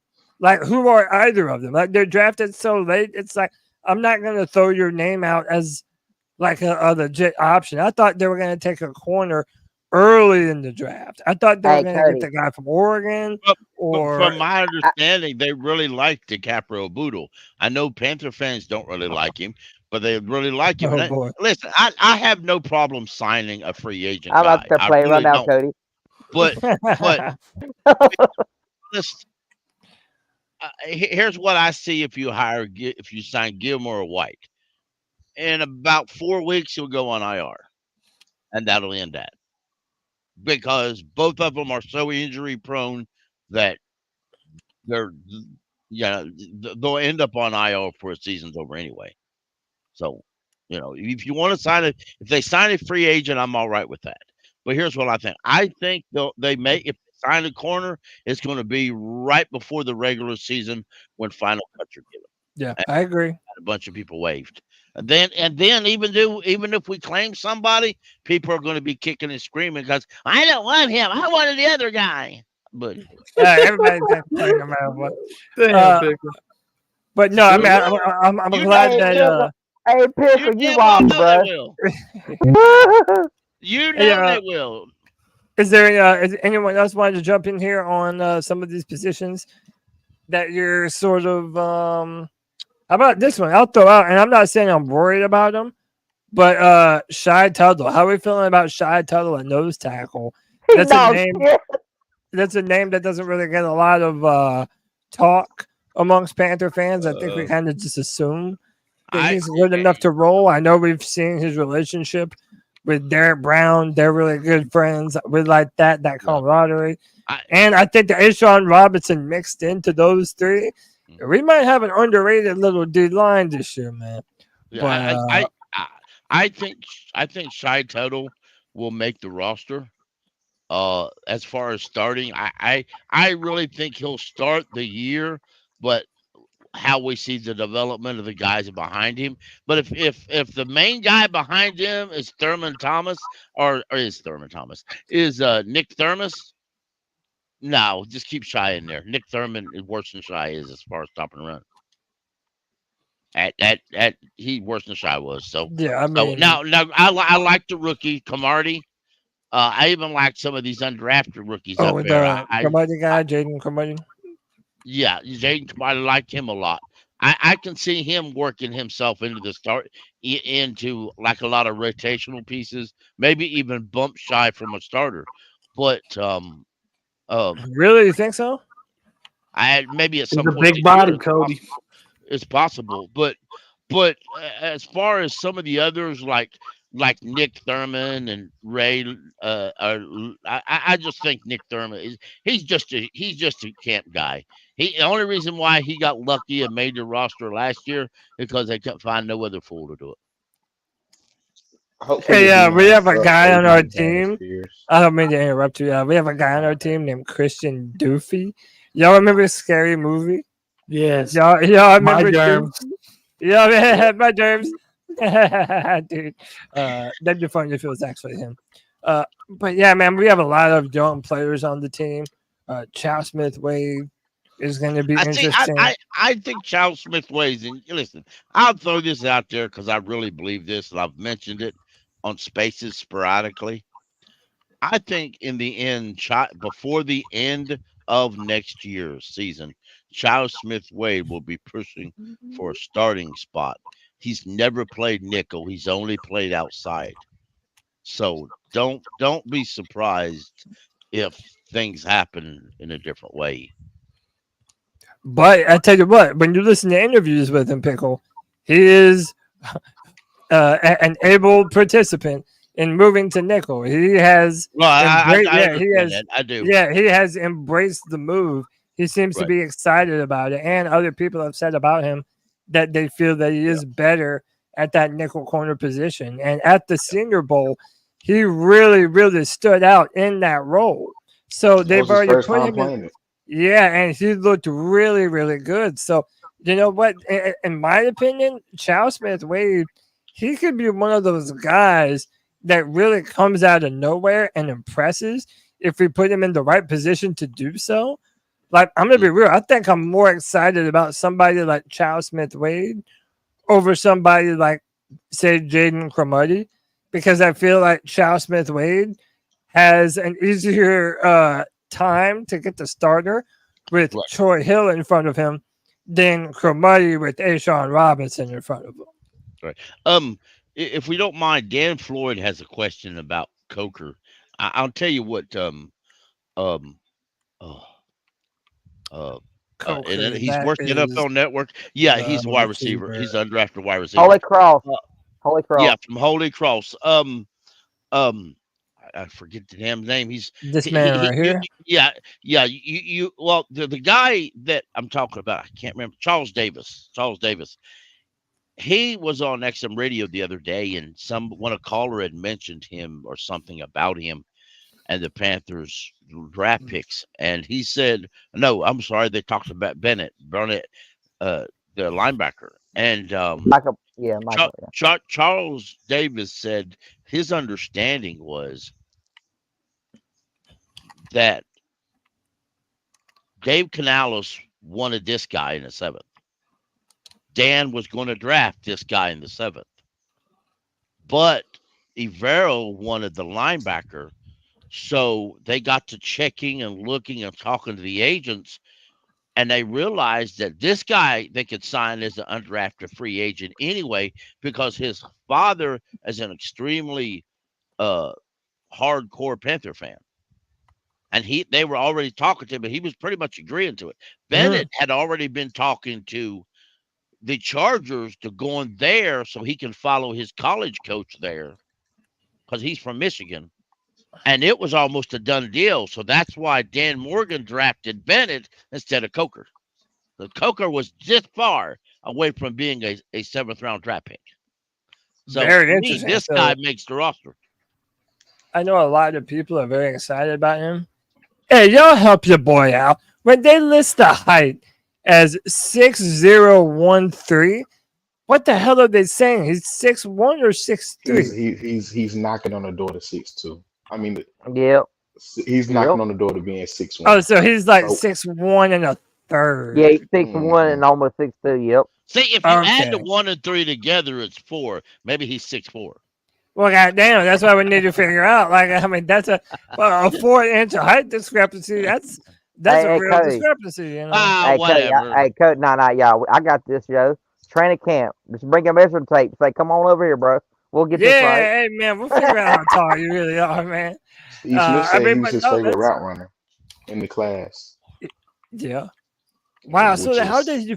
See, like, I'm always surprised, like when you talk about these undrafted players, and they're talented dudes that just end up not getting drafted. Like for him, was it just because he played at Holy Cross that he fell out of the back of the seventh? Like, what, why did this guy fall so far? I think it had to do with Well, I think college. it's a combination. Yeah. It was number one that he played in Holy Cross that wouldn't have scouted as well. And then number two, it was the fact that this was a deep wide receiver class. Trigger, go ahead. True. I mean, I was gonna say, I mean, I'm rooting for him to make the team. The three undrafted guys that I got my eye on is Willie Drew, that center we drafted, and him. But I don't see it, man, because I think we only keep 6 wide receivers, and I think it's gonna be Johnson, Mingo, Thielen, Leggett, Terrace Marshall, and Smith Marset. I think those are the only 6 we keep. Because I know we're keeping 3 tight ends, we're keeping at least 3 running backs.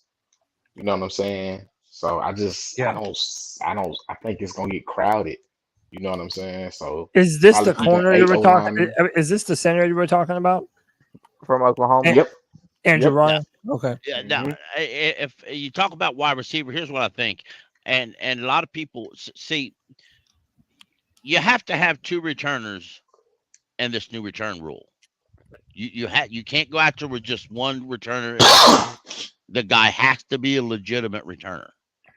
Now that would mean that Amir Smith Marset and either likely Raheem Blackshear are going to make, or Rashad Penny, one will make the roster because they're both returners. They're all 3 returners. But in preseason in OTAs, they were lining Jalen Coker up at returner to see how good he can do returns. Yeah, I don't think he would beat out Blackshear. I don't believe so either. But I'm not talking Blackshear. I'm talking about Raheem Marset. Now, here's my question, though. If Mingo or Terrence Marshall, neither one, produces like they think to, and to be honest, Jalen Coker signed a 3-year deal. It's a really good deal. If I'm the Panthers and I see in training camp or preseason, he's producing as good as Marshall. Marshall's on the last year of his contract. I'm gonna send Marshall packing before I send Jalen Coker. Now, again, a lot of that's going to depend on that, because Marshall, if Marshall comes out this year and has a Pro Bowl year, all you think you can do is put the tag on him. His history here so far says he's no interest to stay here. So, you might as well send his ass packing and keep.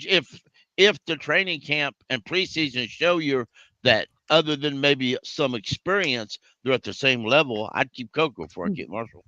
Yeah. I don't even think you put the tag on him. Am I only one thing? Yes, he can. Let me let Jake in. Go ahead, Jake. Nah, am I the only one that thinks that Terrence Marshall Jr. is on the hot seat though? Like I don't know who doesn't think that he's on the hot seat at this point, really. Like he definitely has to be on the hot seat though, right? So it would not surprise me if one of these undrafted guys make the roster at all, y'all. I'll be real with you. I mean, like you just said, Pickle, he's on a 3-year deal. Why not, bro? Right. If they're close, If they're close, why not? Yep. And you can protect some players on the practice squad, but you can't do it you can't protect the same guy all year. Okay. And you can only protect I think it's 1 or 2 people, and you can't protect those same guys all the time. So but at the same time, if you cut Jalen Coker, this is one thing I hate about Madden. Because no offense against anybody, but Madden does this, and when I play Madden, it pisses me off. Because the way do it on Madden, when you don't cut them, you automatically put them on your practice squad. Because most people have practice squad stealing turned off. In reality, Jalen Coker, if we cut him on last cuts, he has to be looked at by all 31 other teams before he clears waivers, and then we can add him to our practice squad. Mm-hmm. I don't think if you cut him and he has a really good preseason, I don't think he'll make our 50. I don't think he'll clear waivers. To me, Marshall has a better chance of clearing waivers. Because what has Marshall done to make everybody goes, golly geez, we got to claim that guy? Is what was the offensive coordinator that helped draft him from LSU? Joe Brady. Joe Brady. Is he still in Buffalo? Yes, Yeah, he's he the is. offensive coordinator of the Buffalo Bills. Marshall won't clear waivers. Listen, y'all got to remind me. I've been wanting to do this on a free for all. I don't want to do it now because I want to make it a big thing. I want to do it on a different Friday because there are so many good answers to be had. But eventually, I want us to do this thing where each of us gets to pick a point in time that we get to go back in Panthers past and change mistakes that they made. And you can go back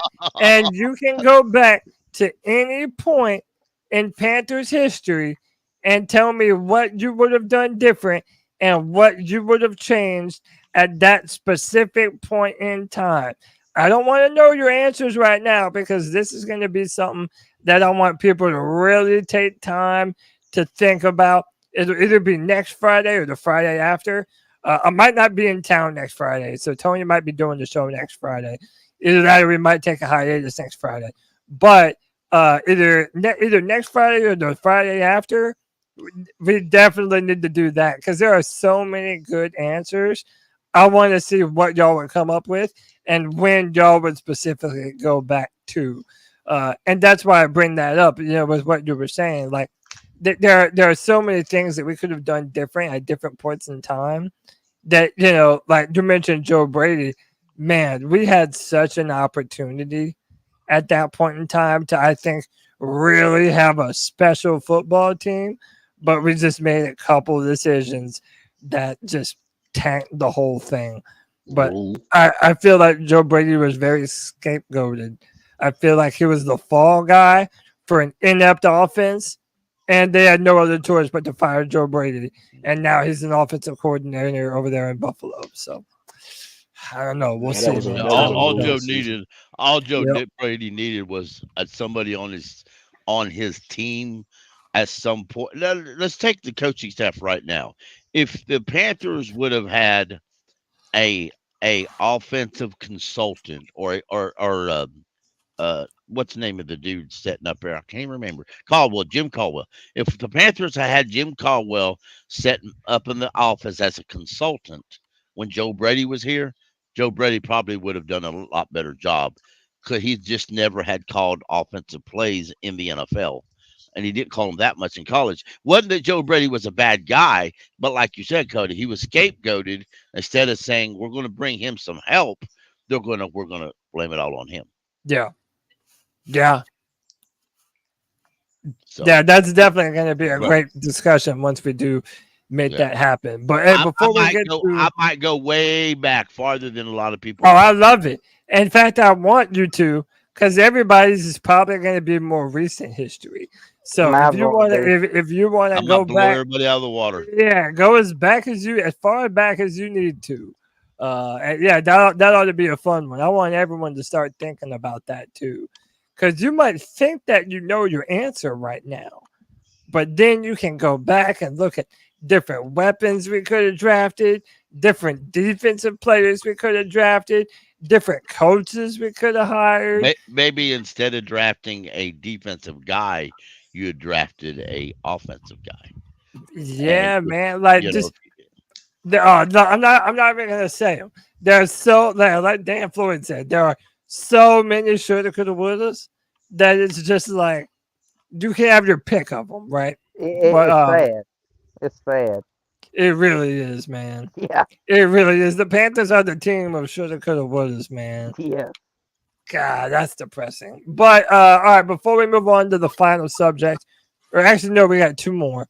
What do we think about are there any other players that you have your doubts or you're just not comfortable with or you want to see more of?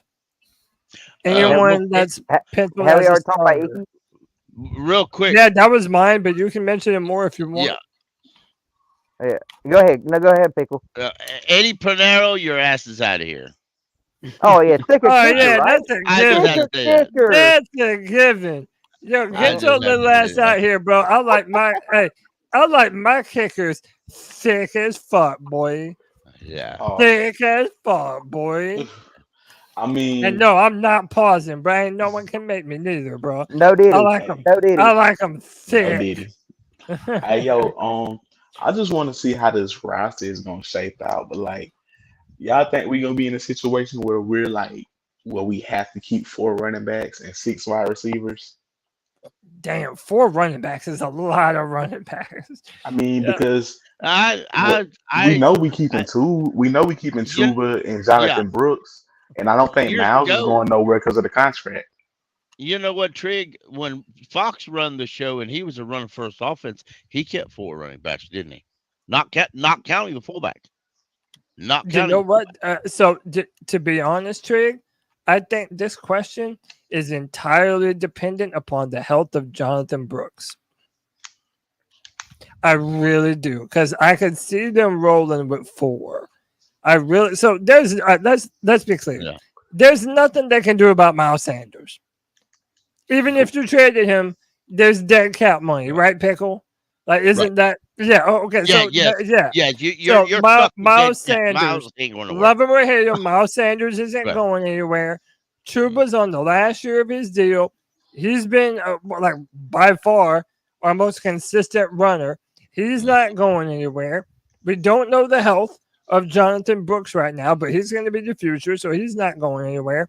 The wild card is Rashad Penny, but And I we're think seeing that, Blackshear because of the return rules. right. But and tell me if you agree with me here.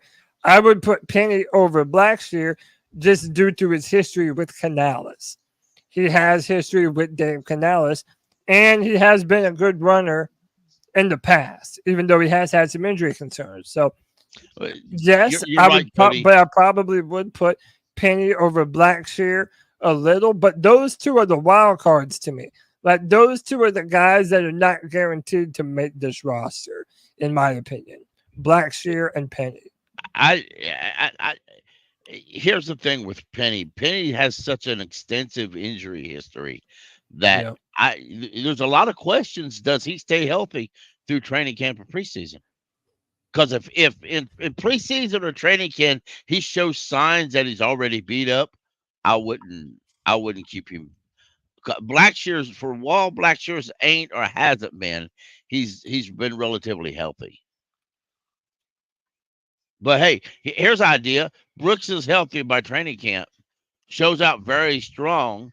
Chuba goes back to being the Chuba of year before last. Does Chuba make the roster? Nope. Hey, wait.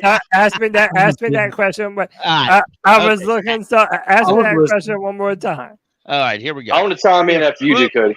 Okay. If Brooks, Well, I didn't hear what you said. if Brooks is healthy by training camp, comes in healthy, shows out strong, Miles, and we've seen it before, and Chuba Hubbard goes back to what he was before last year, because we've seen running backs do that. Our NFL players do that. They regress. If Chuba regresses, Miles looks like they want him doing the offense. Does Chuba Hubbard get cut? I really don't. I don't. Very last year under contract. But that's what I'm saying. He's already under contract.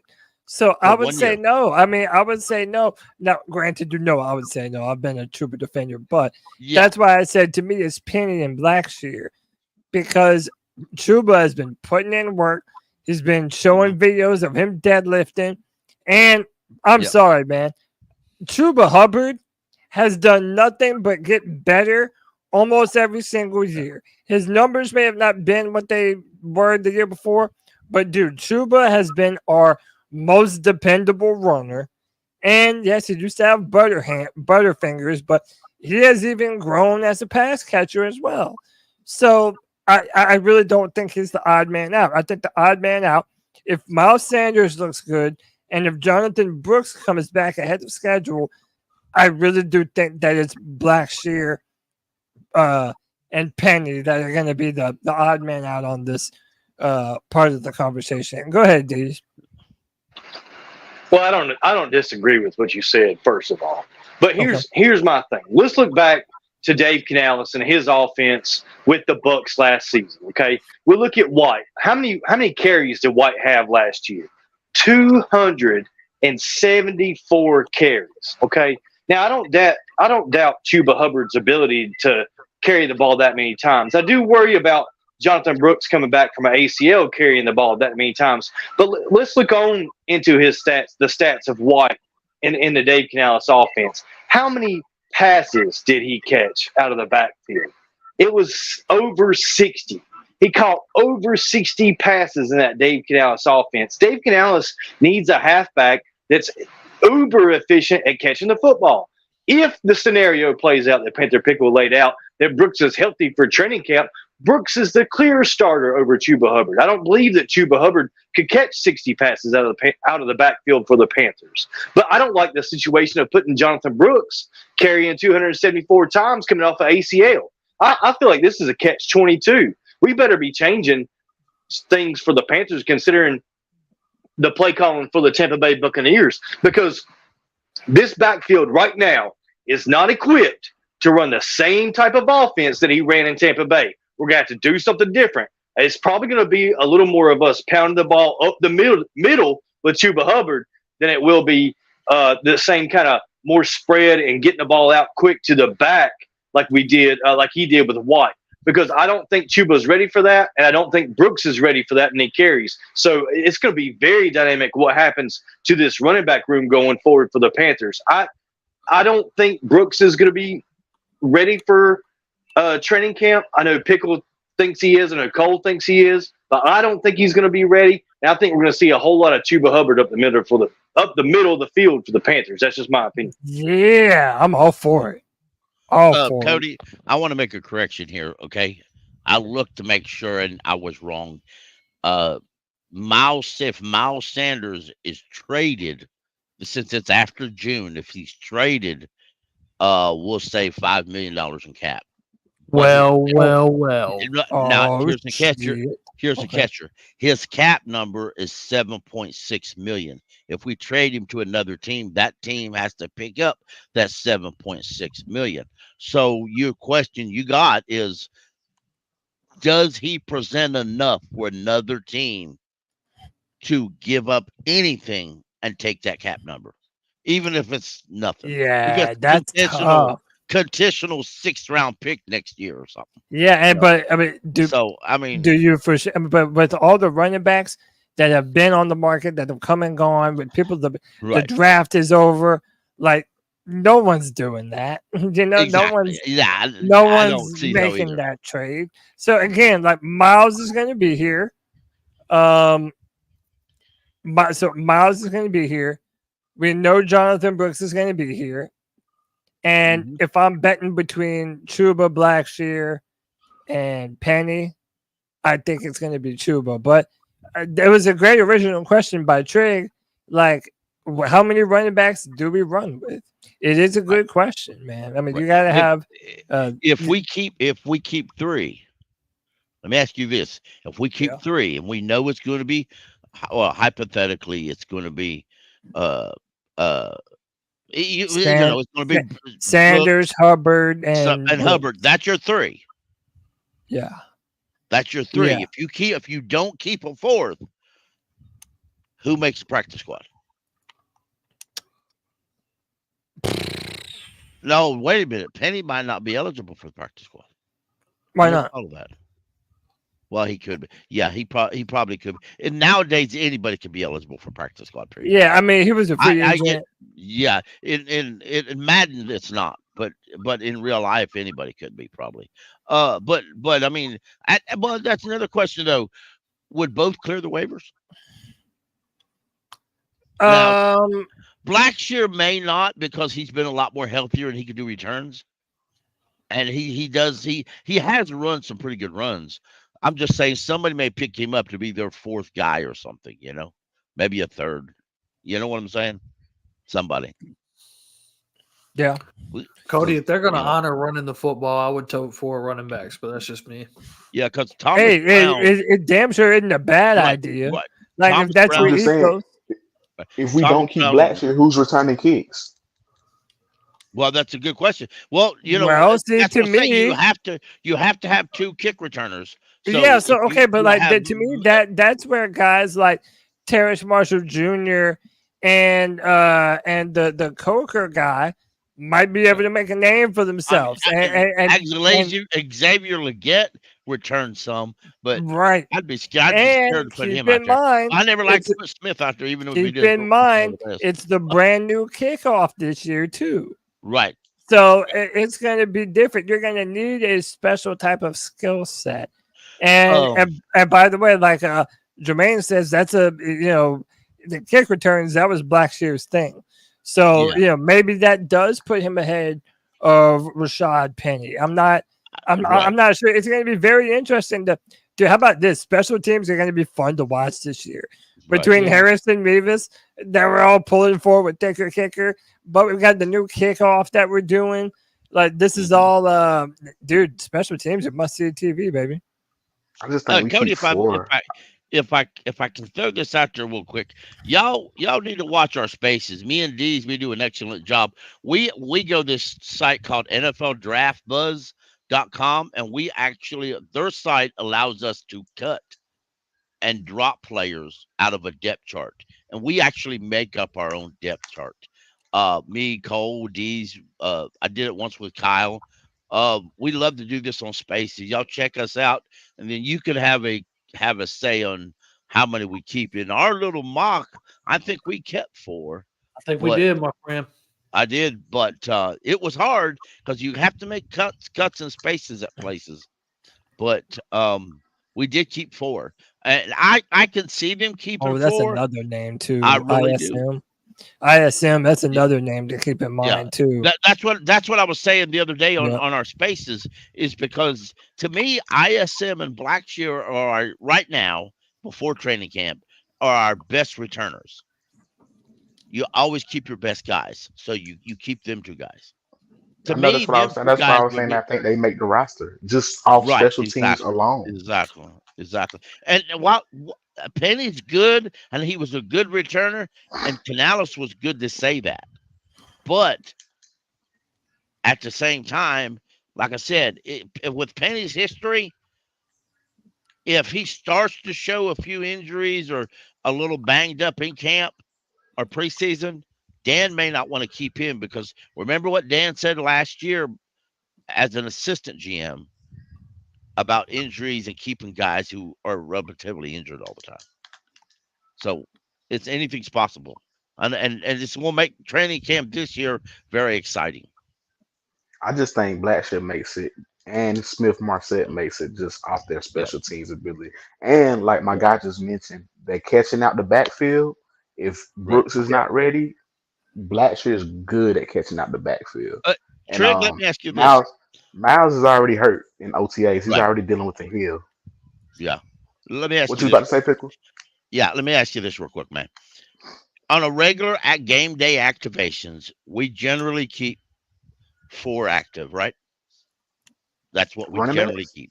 No, wide receivers. When we activate 4 wide receivers on a game. Since we're not going to be throwing a lot, it won't make sense to keep extra. So if you have 4 wide receivers active, you got your traditional 3, right? Johnson, Leggett, and Theoden. If you only have 4 active, Amir Marset is your active. That means Mingo and whoever the 4th is inactive. If you keep 5 inactive, if you keep 5 active, somebody still has to be inactive. Yeah, I think we have to keep 5 active this year. I mean, how many games did Johnson miss last year? He didn't play the full season last year. He was hurt. Yeah. Cody, who's going to get cut that's going to piss us all off? It happens every year. One player gets cut that nobody's going to want to see. Who you think it is, Pickle? You know what's funny, Cole? I think it's going to be someone that pisses you off if they get cut. Uh-oh. Yeah, I think you know who I'm talking about, too. Oh, but he's an obvious one. I mean, that's a safe answer, though. Yeah. For those who aren't picking up what we're putting down, Chandler Zavala, NC State. What was he, a 4th-round pick last year? If that. I've never thought he was going to make the roster anyway. I mean, I don't know. I have ideas that people we could cut, but we really don't love anyone on this team. Like, what player, I could say Ian Thomas. Like, People are going to be excited about it. What player? what player could we possibly cut? I tell you somebody like, who could be cut. Oh, what we cut that guy? Like, if it, you know who it would be? It would be like somebody like the Cross kid. Or no, like the Cross kid, like someone that people really want to see more of, and then for whatever reason it just didn't pan out. But it's not like there's any players that we have seen that we're going to be like, oh man, why did we let him go? Yeah? How about this? How about this? I'll tell you what, Cole. The closest player that I think that would really make me upset if they cut him, probably ISM, Smith Marshall. Yeah. Just because I think that he really didn't tap into how diverse of a skill set he had last year. And we saw flashes of it last year. And I think he can do a lot for us. But I just don't know if he's ever really going to get that opportunity now that time has moved on. We've added to the wide receiver room. We do have depth now, even though it's unproven. To me, that player would be ISM, Cole. How about this? I want to name 2 wide receivers. One of them, because it's kind of there. I don't know that people would be upset, but it would be a shocker to a lot of folks. The media would go ballistic about it because he was a 2nd-round pick last year. What Jonathan Mingo gets cut? Because if you remember, there's a lot of rumors that Morgan didn't like a Mingo pick. Does Mingo have enough people in the locker room and in the front office that's going to vouch for him if he puts out a bad training camp or preseason? Yeah, Tepper's the one that made that pick. So if nothing else, he'll get another year. So exactly, yeah. So it would be cool if it was all for Tepper. Well, that would go show you if he gets cut, that would show you that Tepper's no longer in charge, or Tepper no longer has a lot to do with it. But I mean, I still have hope that he produces just at least enough to make a roster. But then my second wide receiver is what happens if all these wide receivers we've been talking about puts out a great training camp and preseason, and we decide to cut the old man because we've got plenty of depth behind him. Wait, who? I think that's not either. No, we're not going to no. I had 1,000 yards. I'm just throwing out names as possible. Yeah, you are. You are. Want that to happen. I ain't wanting it, but it's just if you to throw out somebody, y'all pick this in the chat or even on the panel. Find somebody on this roster that even if you don't want it to, would be a shock, or maybe not a shock. But a lot of people would be surprised if it actually happened. I mean, I don't know. I think that's kind of like what we're asking. Like, would anybody be surprised if we cut DJ Johnson? I'd be sad because it's like we just drafted him, but I wouldn't be surprised. His name was it, man. That's a good answer. What about Miles? Shit. The other running backs look good and Brooks is healthy. Again, if you cut that guy, you're paying dead money, aren't you? Yeah. Like we have to pay him. Like this year, we have to pay him $7 million, right? So he's getting 7 off the rip, no matter what. No. Yeah, I think so. You know what? If you cut him, you're going to save $200,000, but you're going to have You're going to have $7.4 million in dead cap. Hey, by the way, James Allen Panther. Adam Theoden. $6 million available cap. James Allen. Adam Theoden is the best That's receiver. the inside joke, James. That's the best receiver on the Panthers team, baby. Going on for a minute. Bro, you don't know Adam Theoden Yo, where have you been, bro? Are you even a Panthers fan? Like, Oh man, what I are got to you shout out. doing? We got to shout out Matt Knows Nothing. He brought up a really good point. We've seen NFL teams do this, or I have. I'm sure Cole has, and the other dude I've been talking to, and his Put him name's on temporary IR. Yeah. Well, if a player gets a twisted ankle, something that's really simple, and they're put on IR and final cuts, yeah, that means they're on the way out. Because what they do then is they'll put him on IR. That player's pissed off because he shouldn't be on IR. But the team's like says, well, you can renegotiate your contract and want to do an injury settlement. Then it's like, oh, I like that. So then they renegotiate his contract. He's given an injury settlement. He goes to another team, and the guy ain't no longer on our roster, and we don't spend a lot of dead cap on him. Hey, you know, this is a good one too. Shout out to Blackfire, Tommy Tremble. I'd be really upset if we got rid of Oh, Tommy I'd be pissed off if he cuts. I'd be madder than hell. Yeah, I'd be will not real. lie. Yeah, I I'd will be right be there madder with you, than big hell. boy. I'd be I mad will at be that son of a bitch. flaming at somebody. Even Yeah. Dan, somebody gonna be flamed. up Yeah, right I'd be mad at that. But I don't think it's likely to happen. I think they like Tremble. No. And I think that last year, again, I'll keep mentioning it, my man was hurdling folks. Okay, straight up jumping over fools. I like that about Tremble. I think Tommy Tremble is a good player. I think he's going to be a part of what they do. By the way, to Blackfire, is your name anything like House Blackfire from Game of Thrones or A Song of Ice and Fire? Because it's spelled the same. I always wondered that. Anyway, sorry, I had to nerd out, folks. So I know I'm Kitty Cat 17. You're partly right, but I don't blame Steve Smith for that. If Tepper was to call you and ask you who to draft, and you tell him, and that guy suck, ain't nobody gonna blame you. So it's still Tepper's fault. If Tepper made the draft pick because he talked to Steve Smith on the phone, then Tepper's the idiot, not Steve Smith. Panther Girl like that Game of Thrones comment. He also says you're getting 3-4 years with that guy too. Yeah, he did. You're 100% right. That's what I say. But, It would shock everybody if Mingo come out lights on fire and push for a starting job. That would shock the hell out of everybody, including me. I just want to say shout out to Eddie in the chat. He was talking about he don't get the ISM love. He's a preseason player. He flashed for the Vikes and the Bears. The Bears had ass juice for wide receivers in 2022. I get that, Eddie. I really do.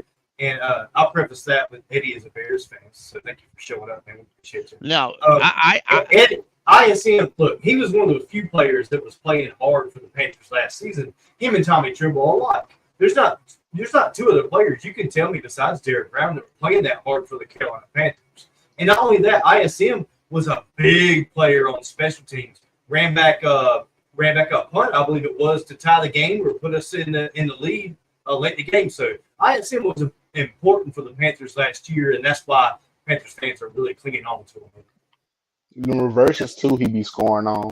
He scored on like 2 reverses. Yeah, and we know that's something Canales is gonna want to do.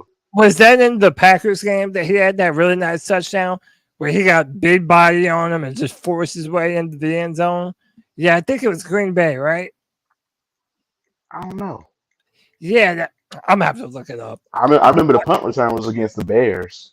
Yeah, but I don't remember the I mean, I think didn't he have 2 reverses he took to the house? I believe so. I'll look him up here in a minute. I got him saved somewhere on Twitter. But Blackfire says yes, it is. Hey, the Winds of Winter is gonna have the another Blackfire rebellion, brother. But he has Pro Bowl potential as a returner, so I don't think we just let that go. And he can make some plays in the passing game. He'll be a deep threat. We only have 2 of them.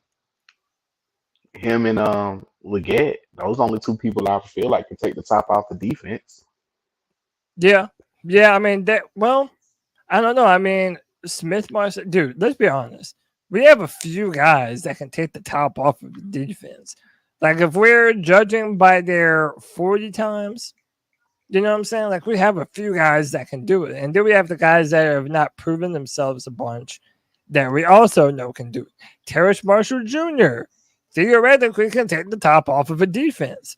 but we need to see him do it consistently. And I'm thinking, Nah, I'm not giving him that. He might stop in the middle of a route for no reason.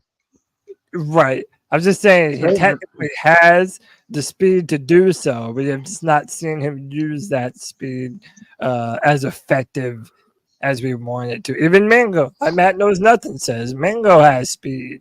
Part of the reason why we drafted him. By the way, shout out to James Island Panthers says, I love hearing Pickle mid-pronounce shit, which is funny because he mispronounced, but we appreciate you, James.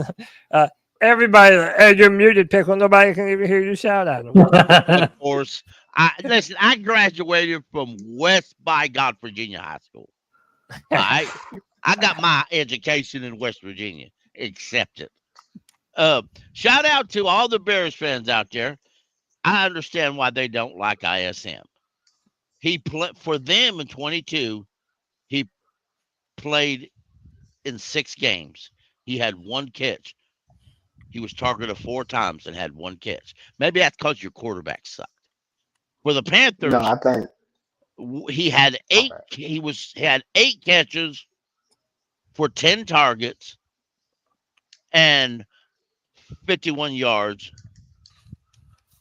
But that's just my opinion. Yeah. All right. Let's move on to one of our final topics. And I will. Oh, I do have the video. Okay, so our boy Cam Newton, the legend himself, a member of my Panthers Mount Rushmore, recently made some news. He was asked on his podcast about who was the greatest dual threat quarterback to ever play, and Cam Newton said Lamar Jackson. He says he's got that speed that I never had. He's just electric. I played the game more powerful. I can run. Let me just let y'all listen to. Do you see or think of yourself as the greatest dual threat to ever play the game? No, Lamar Jackson. What? Why so? Why Lamar? Well, Lamar's style is a little different than mine. He got big play, any play. Yeah. Yes, he got speed that I never had, and he's just electric. And then, like, I play the game more powerful. You know, you're gonna run through you. They might run around you. Yeah, I can run, but I might probably get caught.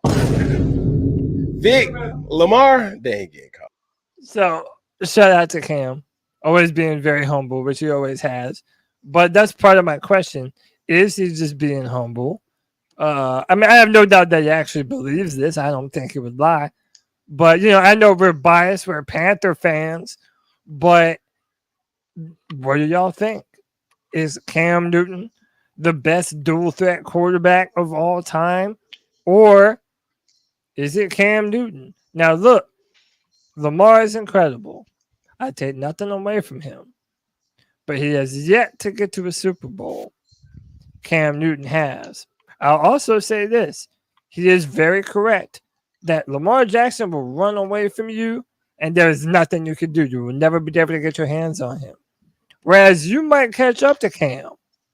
But, brother, let me tell you, you would pay a price if you had to go to tackle Cameron Jarrell Newton. That was a tank of a man at 245 pounds, throwing his weight around, 6'5", putting his shoulder into it. You can say that's not what a running or what a quarterback is supposed to do. Call him a glorified running back, whatever. My quarterback got strong on them defensive backs, okay?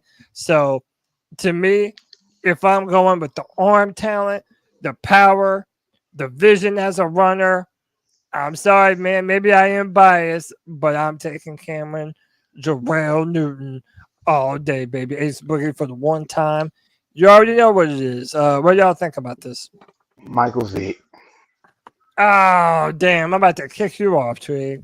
Cole, what do you Just think? take it, Vick. Oh, damn, man. Randall Cunningham.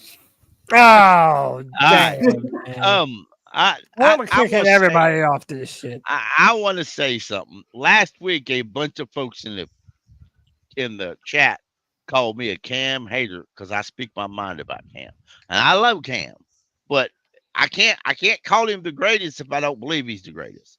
Now, Damn. all that being said, I'm kicking all to y'all. all those in the chat last week that called me a Cam hater, you heard that shit from Cam Newton's mouth. So shut the hell up. Now, that Damn. being said, if it was me and I had to pick a quarterback, I'd be tough. I love Cam's physicalness. You don't see that. No matter what you do, you can't. Yeah, you're right. Lamar can run away from you, but so can Michael Vick. Okay, they can out juke. Yes, even that running back that thinks he's a quarterback for the Cardinals, same way. Ocala. Now that being said, I like the physicality of it. And early in Cam's career, if he set his feet right and he concentrated, he could throw a super accurate ball. You can find those on film, but sometimes you had to get him running to get his head to throw the football right, which all about itself. But strictly what Cam called, what they called it, dual threat. Strictly dual threat. I'll take Cam Newton over Lamar Jackson and any others, just because he brings that physical presence. And if you had I've always believed if you had an elite person to coach, if Joe Brady was coaching Cam Newton, we would have saw a different quarterback, in my opinion. Long term, in my opinion. Good answer, Pickle. I was about to kick you out like the rest of these boys. Mm-hmm. But You've done that before anyway. I have. It wouldn't be the first. It would not be the first podcast I've been kicked out of. By the way, no. Just saying. So the 33rd team was. I think they were the guys that put this on Twitter. And shout out to our C3 JJ. He jumped in there and defending his quarterback and my quarterback Cam Newton in the comments, doing all those 2K on the Twitter, on the X, out here defending Cam Newton, talking about how he's definitely better than Lamar. In a lot of ways, he is. 6'5", over 240 pounds. That's a lot different than Lamar Jackson. If it's 31, I got my money on Cam Newton. Let's go. Let's go. I mean, I'm taking Cam over Lamar, but I'm taking Michael Vick over any dual threat quarterback of all time. Why? So tell me why. Why are you dropping him over, or why are you picking Lamar over Cam, or not Lamar? Why are you picking Vic over Cam or Lamar, Cunningham, or any of them? Because when you look at a dual threat, for one, the speed that Vic had, the way he could just run away from you, the way he could juke you, and it was also very rare to see Vic make a bad pass. Like, you know what I'm saying? Cam, you could run a slant, and if Cam don't set his feet right, he'll throw it over your head 3-4 yards. You know what I'm saying? He'll overthrow you here. You didn't see that inconsistency with accuracy with Vic. The boy could throw on the run. He could just flick the wrist, and he'll hit you in stride 80 yards down the field. Like, his arm accuracy along with his speed, I'm just taking him over anybody. It's hard, if I may say, it's hard to a lot of folks unless you see. Hey, real quick, Aldous Taylor, the link to join is pinned to the top of the YouTube chat. It never leaves. It's at the very top of it. It's very hard to judge unless it's not there. To judge Vic, unless you've actually seen him play. My fault, Al. It is not pinned to the top of the thing. That's my fault. Yeah, he tried to tell you something else. What it is. What I'm trying to say, and I'm getting trouble getting it out. Vic's biggest problem was the era he was in, and himself. Because if you go back and you actually pay attention to the reason why Vic was let go by the Atlanta Falcons, and afterward, when he came back and signed with the Eagles, Vic admitted that he never took football seriously until he didn't get to play. That there were times he should have been in the book more. He should have studied hard. He should have tried harder. I believe something like that would have made him a better player. Now, that being said, I do remember a lot of coordinators back in those days tell Michael Vick that you're not running with him. So the back then, They really didn't want the quarterback to run with it, Michael. Now, some of that was injury related because Vic wasn't the smartest guy when he took off on running, as far as injury wise goes. But that's just one. Hey, we got Al the Setter in the building. Al, what's up, dude? Yeah, what's good, bro? It really wasn't pinned there, but I got you, bro. I mean, I know that was my bad. I should have pinned. Now it makes me like, how many people tried to join and they couldn't, and they didn't even have a link. Bro, I'm telling you. But, Lamar Jackson is like 2 times better than Michael Vick. I guarantee you this. I know this. I know this for a fact. He's 2 times better than Michael Vick. Yeah, that in itself, I don't know. I'll say, did not Michael Vick say that? Michael Vick said that. What happened? Michael Vick said that once. I think Michael Vick pointed that out to everybody once. Kind of like Cam Newton just said that Lamar was better than him. I think Michael Vick actually said that once. Yo, he's just the the evolution of the quarterback and what Cam was and what Vic was. You know how you step up from Cam to Vic or from Vic to Cam? That's the evolution. And then Lamar's a better one of that. I seen Lamar Jackson throw for 350 yards one time in Miami. I seen it with my own eyes. I seen it. He's better, bro. He's way better, bro. He's way better, bro. He just can't win if he can't. If he can't finish it out, he can't finish it out. But it's gonna happen. It'll happen. I mean, Lamar still has some time out ahead of him to win the Super Bowl and do all those things. Cam, his career is in the book. So is Mike Vick's. I just think that when you're talking about dual threat quarterbacks, I'm very biased. Like y'all realize, people who know my story, is that I'm probably not even a hardcore NFL fan like I am if it wasn't for Cam Newton. Shut up, Eddie. He is not my hall pass. Okay. It might be Katie's, but it's not mine. Damn it. Okay. Michael Vick's and don't judge me. Michael Vick's big problem was he was only 6 foot tall. That actually wasn't his biggest problem, but I had to throw that out there for all the short guys out there. The short people who believe short quarterbacks don't make it. But anyway, Cody, you say that Cam Newton, and I've heard you say that, brought you into football. You know, there was 2 years of my life that I hated football. Me too. 2 years I did not know that. No, I didn't know that. Back in '89, the Panthers had fired a head coach. They were losing. 89. I had a lot. Yeah, I had a lot of my life. No, 89. Why did I say 89 for? 98. 89. Good God. I said that on Twitter. But in 98, and I got sick of it. Packed all my stuff up, said I wasn't watching no more football. And I didn't watch any more football after that until my brothers talked me into, said the preseason was great. They got a new quarterback. They're hoping he starts. And they invited me to watch a game at the beginning of the season in 1993. And I watched Jake Delhomme bring the Panthers back. And I said, I'm in it now. Hell yeah. Everybody's got their moment, man. That's why I'm always defensive. Their moment cementing them as a Panther fan. Dude, watching Cam Newton break records in his first game against the Arizona Cardinals, like I can't ever tell y'all how geeked I was in that moment, man. I had 2 buddies of mine were in my room. We may have been chiefing on something, don't tell nobody. But man, just watching Cam do his thing, that was just incredible. Eddie, my man, you really truly need to go have another beer. Joe Milton. What? Be better than all of them. Joe Milton got a fight for the right to play quarterback up there in New England. They're going to make him a wide receiver. Oh, you're talking about that damn Tennessee quarterback? Ain't nobody cares about that. That's what Eddie's talking about. I didn't talk about him. Oh yeah, well, you were the one who brought it up.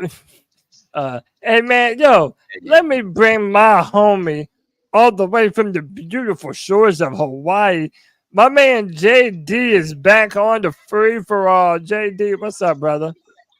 Hey, what's good? What's good? Am I coming in clear? Yeah, loud and clear, man. Happy to have you back, man. What's up, dude? Hey, I was just listening to what Pickle was saying about what brought him back to football.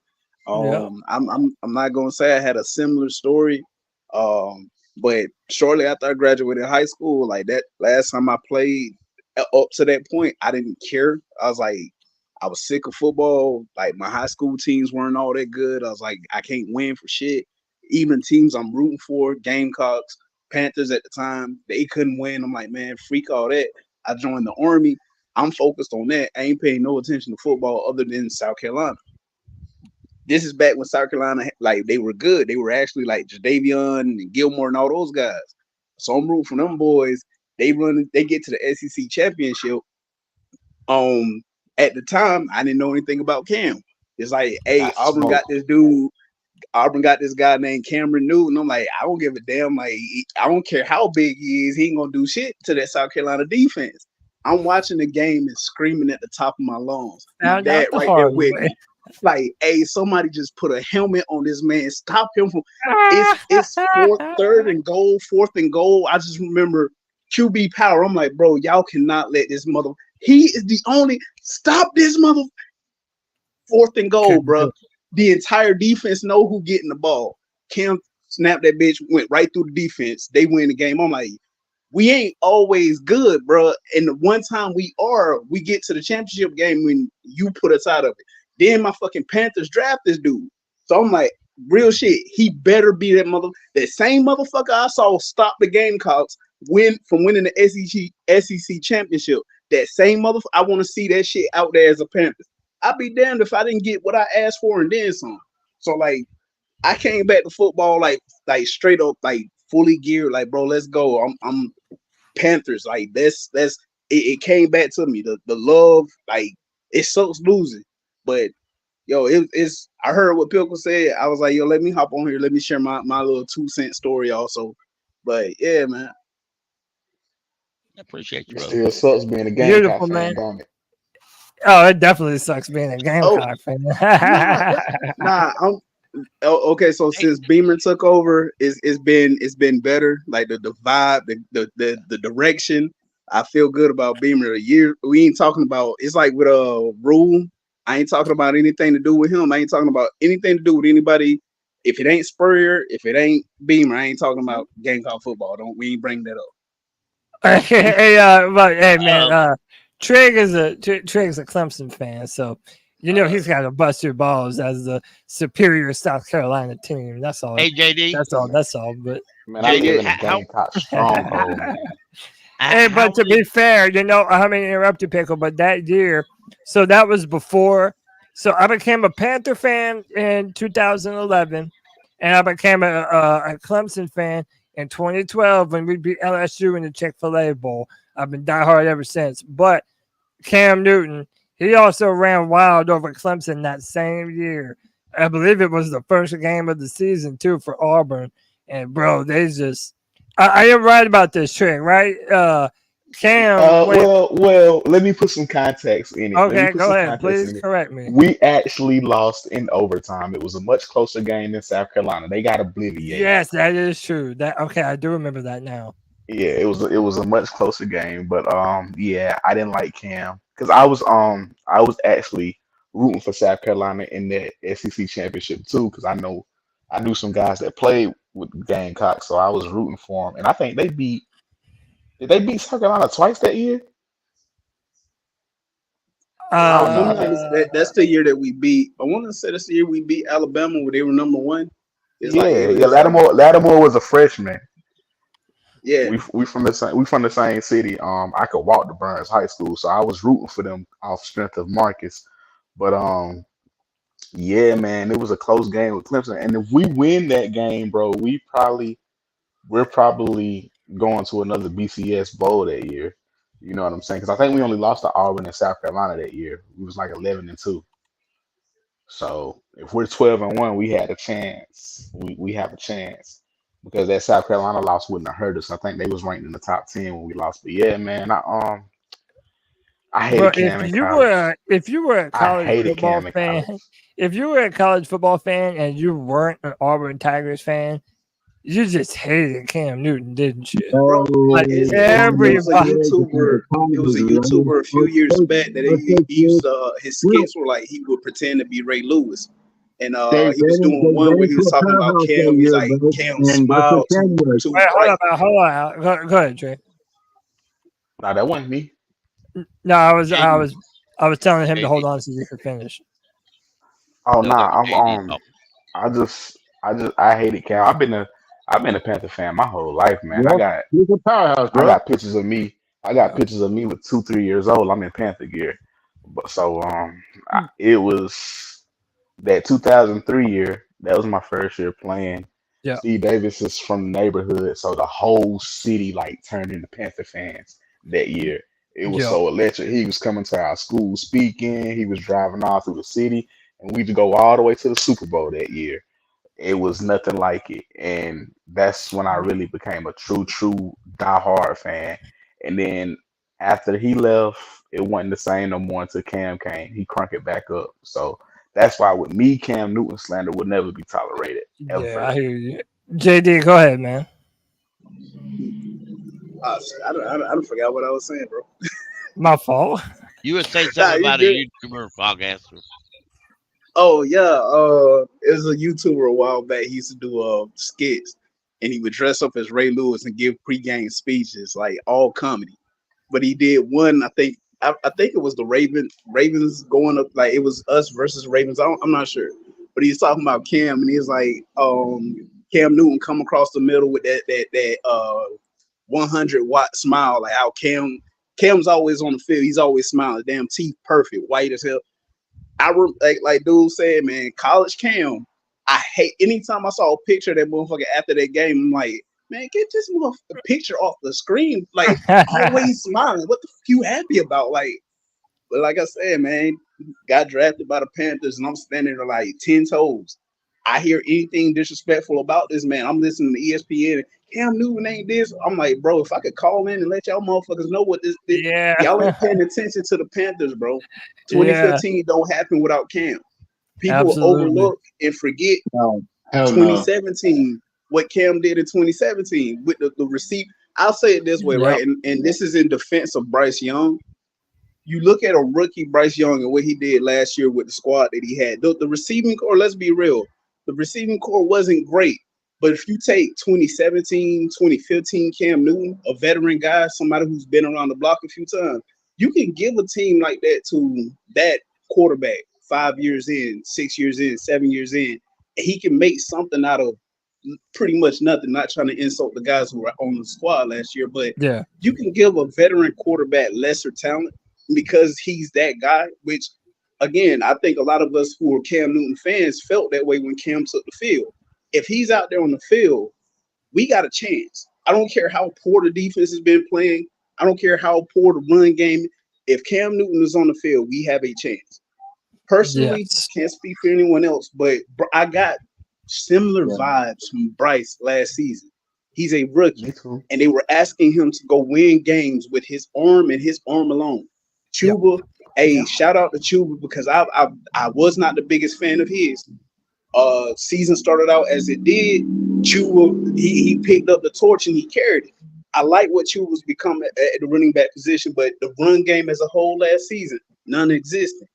The passing game, you had Adam Thielen and pretty much no one else. And you're asking a rookie QB to go out there and throw you the victory. And the man didn't look great at all times. But a rookie in a bad situation is going to look like that.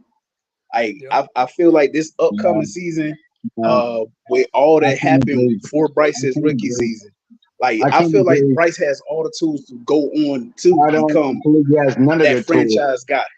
I can't agree. I can't agree. I believe he has none of the tools. I think fucking Bryce Young, I watched him play every single fucking snap last year, bro. He's not that good, bro. He's really not that good, bro. We almost made it without having a. We I can't almost agree made at all, it bro. without a I Bryce can't discussion. agree. I can't agree at all with this fucking My guy saying this apologies. shit. Is that No, no, Tron? no, you good, though. You It's good, all, though, it's bro. all good. I'm just giving you my opinion. I can't agree at all with this. I can't agree with what you're saying. I don't like Bryce Young. Bryce Young, his arm is weak. He's not smart as you fucking think he is. They're talking about his S2 test. Fuck out of here with this S2 test, man. You know, I really can't agree with that shit, bro. I mean, I really can't agree, bro. I mean, it's nothing against you personally. No, I just can't agree, bro. Nah, it's hey, we can agree to disagree. That's all it Yeah, is. we would disagree, bro, but fuck, I don't think he has it. I just don't think he has it. As I've said before, this is a big year, man. It's a That's big my year. final answer. The final thing I did want to bring up about Cam Newton too is like it's funny for me to collect these people telling me about their memories, like fans of different teams that are telling me their memories of Cam Newton. So I've heard it from the South Carolina perspective. I've now heard it from the Clemson perspective. I've heard it from my brother's an LSU fan. He will not stop telling me about the time that Cam Newton just went berserk in Death Valley on the LSU Tigers. What was the Patrick Peterson? Put Patrick Peterson on skates, just made him look silly. Dude, Cam Newton in college. Cam Newton, whenever he was playing at the best of his best, is a mythical football. He is a mythical football creature. He's the best quarterback I ever seen in college. Period. Earlier in the show, when you were talking about the what else, and like if you can go back in time, I'm not trying to start that conversation right now either, but it's one of those things I'm certain somebody's probably going to think of. What happens if you go back to when Cam's drafted and he's drafted by or he's drafted by Andy Reid or someone like that, like an offensive-minded head coach who I see what I have in this guy, and I'm gonna get every drop of greatness out of him. Yeah. Who said Tebow? Hey, real quick, hold on. Al. That was Al. Hold on, Al. All right, hold on, Al. Wait, hold on, Al. Hold on, Al. I'm gonna let you rock. I'm gonna let you rock, Al. Hold on. Shout out to Dan Floyd. It says it's 3:30 a.m. over there in the UK. He's signing off. Dan, we appreciate you and all your dedication hanging out with us to this time at night. Have a good day. Hey, keep pounding, Dan. You're a great fan of C3 and the Carolina Panthers. You're the man, dude. We appreciate you. Yeah,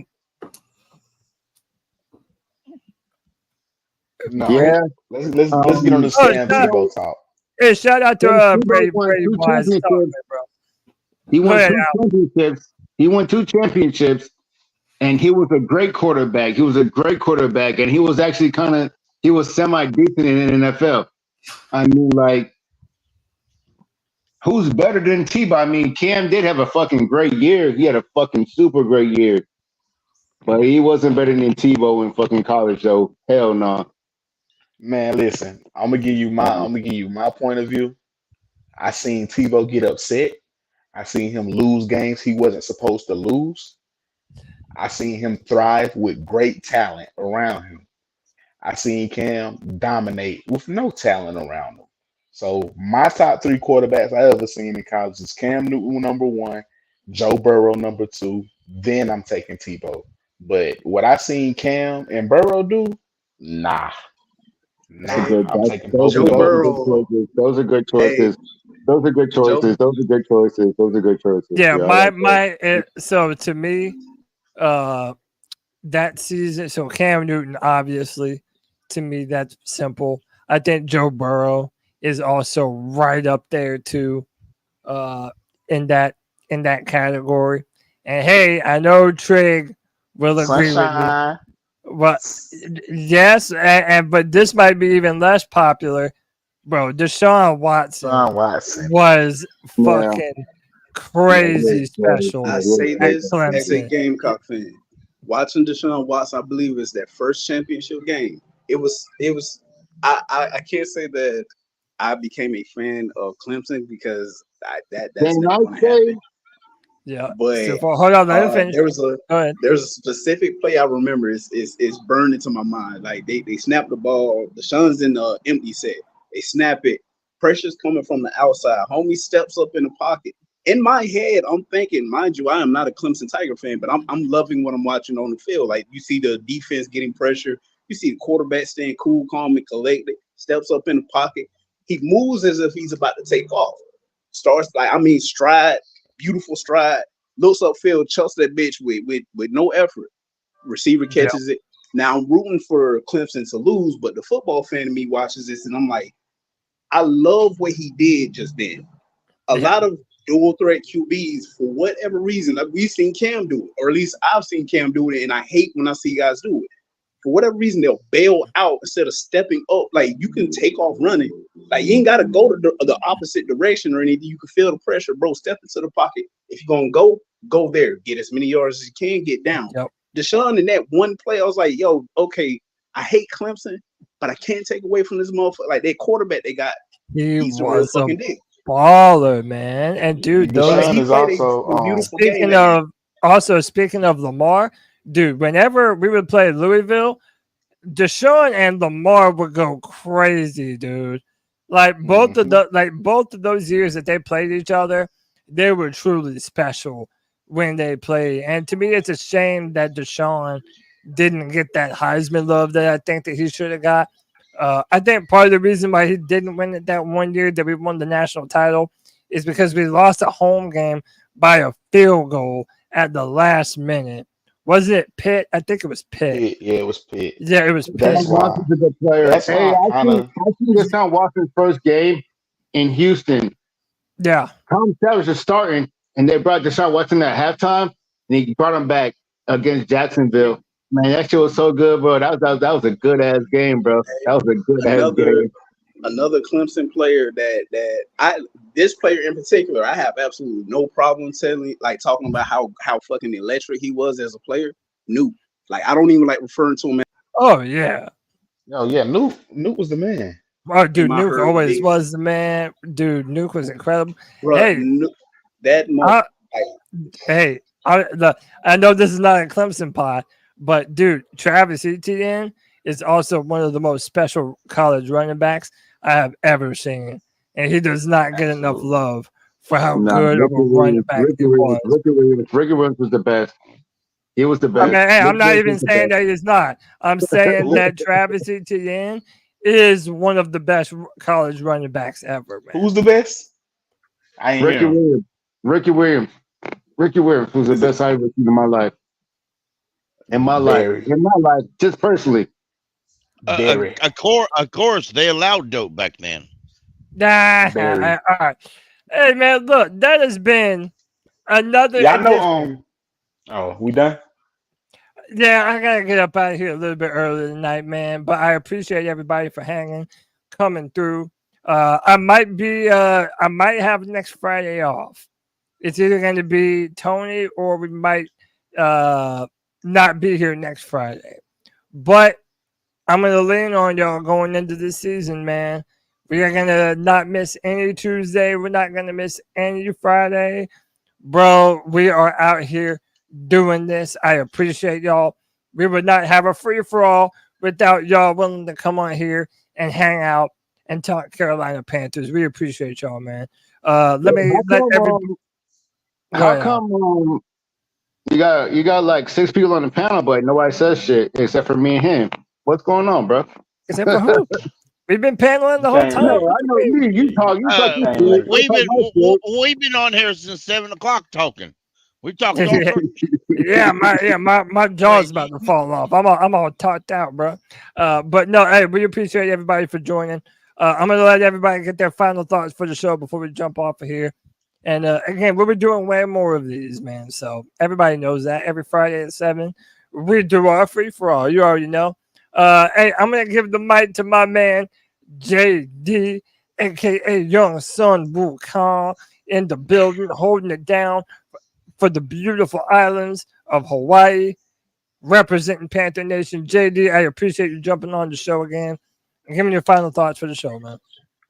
Hey man, I just want to say, as always, thanks to you, Tony, like the podcast, the platform that you guys have to have fans, to have us be able to come in, people from all over the place, just coming in, just hanging, just chilling, bro, just talking shit with our people, right? Panther Nation. So I want to say thanks to you guys for that, and I understand any pessimism going into the season is warranted with everything that's been what it's been for the team as the years. I'm rambling. All in all, it's okay to feel excited about what's coming up this season. Like Canales, Dan, like everything in lockstep. I like it. I love it. Panther Nation, keep pounding. Keep pounding, JD. We appreciate you, man. You're the man. Next, I'm gonna go to Al the Sailor. Al, I appreciate you joining, man. Give me your thoughts for the show, dude. Oh man, I guess I'm gonna go double down on what this motherfucker saying, and anytime I can get on the show and talk my shit, it's great. And then Ricky Lynch was the best fucking college running back I've ever seen in my life. All right, let's and go. Then plus, all right, and then Cam Newton was the best quarterback I've seen in my life, besides Tom Brady. Besides Tom Brady. Let's go. Hey, good answers all the way around. Hey, Riz B also says that D'Angelo Williams is low-key one of the best college backs. Shout out D'Angelo. All right, hey, let me go to my man, Trigger Smith. Trigger Smith, we appreciate you, man. And plus, let me say this, Cody. Thank you for having me on the show all the time. I appreciate it. Yes, man. Appreciate you. I appreciate it. We appreciate you, Al. I got the fucking hiccups right now, dude. So like I'm kind of like taking up. It's all good, man. Hey, hold your breath and drink some water. It works every time. All right. Yep. Hey, let's go to my man, Trigger Smitty. We appreciate you, man. My fellow Clemson fan on the panel. Give me your final thoughts for the show today, man. For sure, man. It was a great show, like always. Love being here with y'all. Ready for the season, man. I believe in Bryce, but I'm standing on it's gonna take. We're not gonna see a dominant Bryce to late year 3, early year 4. Then I think we're gonna laugh about all of this bus talk and all this hate he getting. And when we give Deshaun Watson his props, we gotta also throw in that he's a Cam Newton protege. So yes. Cam took him under his wing at a young age. But man, yes. looking forward to the season. For a long time, I was a PNP podcast guy. It's my favorite podcast, but you guys, hands down, are my favorite podcast. The way y'all get the fans a voice, C3, man, y'all at the tip top. So I'll holler at y'all next week. Cody, whatever you're going to do, man, have fun, be safe, man, and we'll holler at you next time. Hey, shout out my dog Trigger, man. Hey, you're the man. You've been a great addition to the free for all, man. We love having you, and thank you for the kind words, brother. Always, always, always. Next up, my man, C3 Cole in the building. Go follow that man, Kobe_Griffin. Get that man to 1,000 if he's not there already. Somebody go and hit the follow. That's all you got to do. It's all you got to do, man. We're putting out great conversations out here on Twitter. Now, make sure you follow all my boys, man. Cole, Diesel Skills, Panther Pickle. They're always doing spaces. I know they go Mondays and Wednesday nights. Sometimes they do Thursdays. They'll go live on the drop of a hat on a Saturday night if you dare them to. Follow all my boys. We need to get an updated. These did send me an updated list of ads. I need to put that into the Streamyard. But Cole, I appreciate you, brother. Thanks for being on the show. As always, give me your final thoughts for the show, man. we're getting closer and closer. We have this talk every week, Cody. There's only a certain number of free-for-all Fridays in July and August, and then it's time to get after it. So all these perceptions and questions, we're going to have a bunch of answers, my friend. I'm looking forward to spending it with you. Thank you for everything. Yes, sir. We appreciate you, Cole. Follow that man, Kobe_Griffin. Panther Pickle, you are up next. It's been another free-for-all. I thank you for being on the show. As always, my brother, give me your final thoughts for the show. All right, guys, we go on Spaces, my friends. We go live on Mondays and Thursdays at 6:30. That's our traditional days. But I'm going to be aware with y'all. We go live at any time. Now, I've got guys like JJ. I've got guys like Cole. We got guys like Strats, and you love to hear Strats on Twitter Spaces as he goes off on his number game. It's hard for a dumb hick from West Virginia to keep up sometimes, but he's really smart about it. Now, some of these boys go live at midnight, and they stay till 2 or 3 in the morning talking. Fact, this is not a lie. And y'all shout us out, keep following them, and hey, jump in the show. Everybody's welcome. Y'all come back and see us on Friday Free For All. Sometimes we run out of things to say, but when the season starts, ain't nobody gonna keep up with us. They can't keep up with us now, and it's all season. When the season starts, C3 King. Let's never forget that. Let's go, baby. Keep pounding C3, bringing that fan discussion, that open-ended fan discussion to Panther fans all around the world, man. Shout out to Alex Britt Panther. Shout out to Dan Floyd. But we have fans in Canada. We got fans in Mexico. Well, C3 is worldwide. And you know that I would never be able to do it without my man, the dude I let finish out and close out the podcast every single Tuesday because he's so good at it. It's the reason why we call him the brand ambassador. Diesel Skills, give us your final words and take us out of here, man. No, great show, Cody. And I want to encourage everyone listening tonight, if they didn't listen to the Tuesday show, to go back and listen to the flagship show for the longest running Panthers podcast. That was a fantastic show. Listen to Cody's takes on Brian Burns. Listen to how clean and how convicted he is on those takes. That was some really good podcasting. And that's kind of the thing that people need to start to realize about C3. If you're serious about podcasting and you want to grow as a podcast, you want to get better at your craft and what you do, then come on into the C3 Legion of Spaces, just like they were talking about. It's an opportunity for you to really get your voice out as a fan. And if you're wanting to work on this craft in particular, that's a great place to start. Then you can join into the Friday Free For All. But don't get me wrong by any means. I love everyone that joins the Friday Free For All. If you're just a fan of the Carolina Panthers, this is the place for you. Just like Cody said earlier, this is for the fans and by the fans. C3 is where the news is at. The national media is dying, and the local media is where the real news is.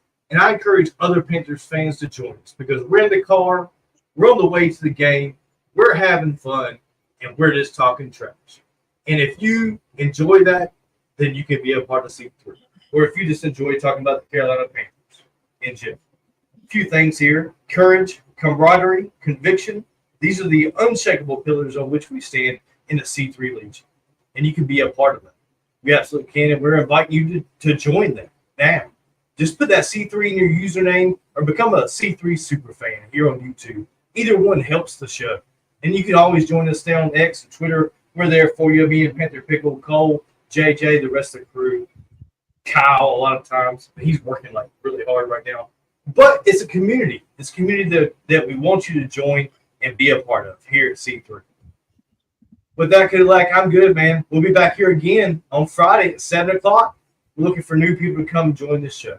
Be a part of this Panthers fandom that we're building over here at C3. We appreciate each and every one of you. Hope you all had a great 4th of July. I'm out, and keep pounding C3. C3 Panther Nation. Until next time, keep pounding.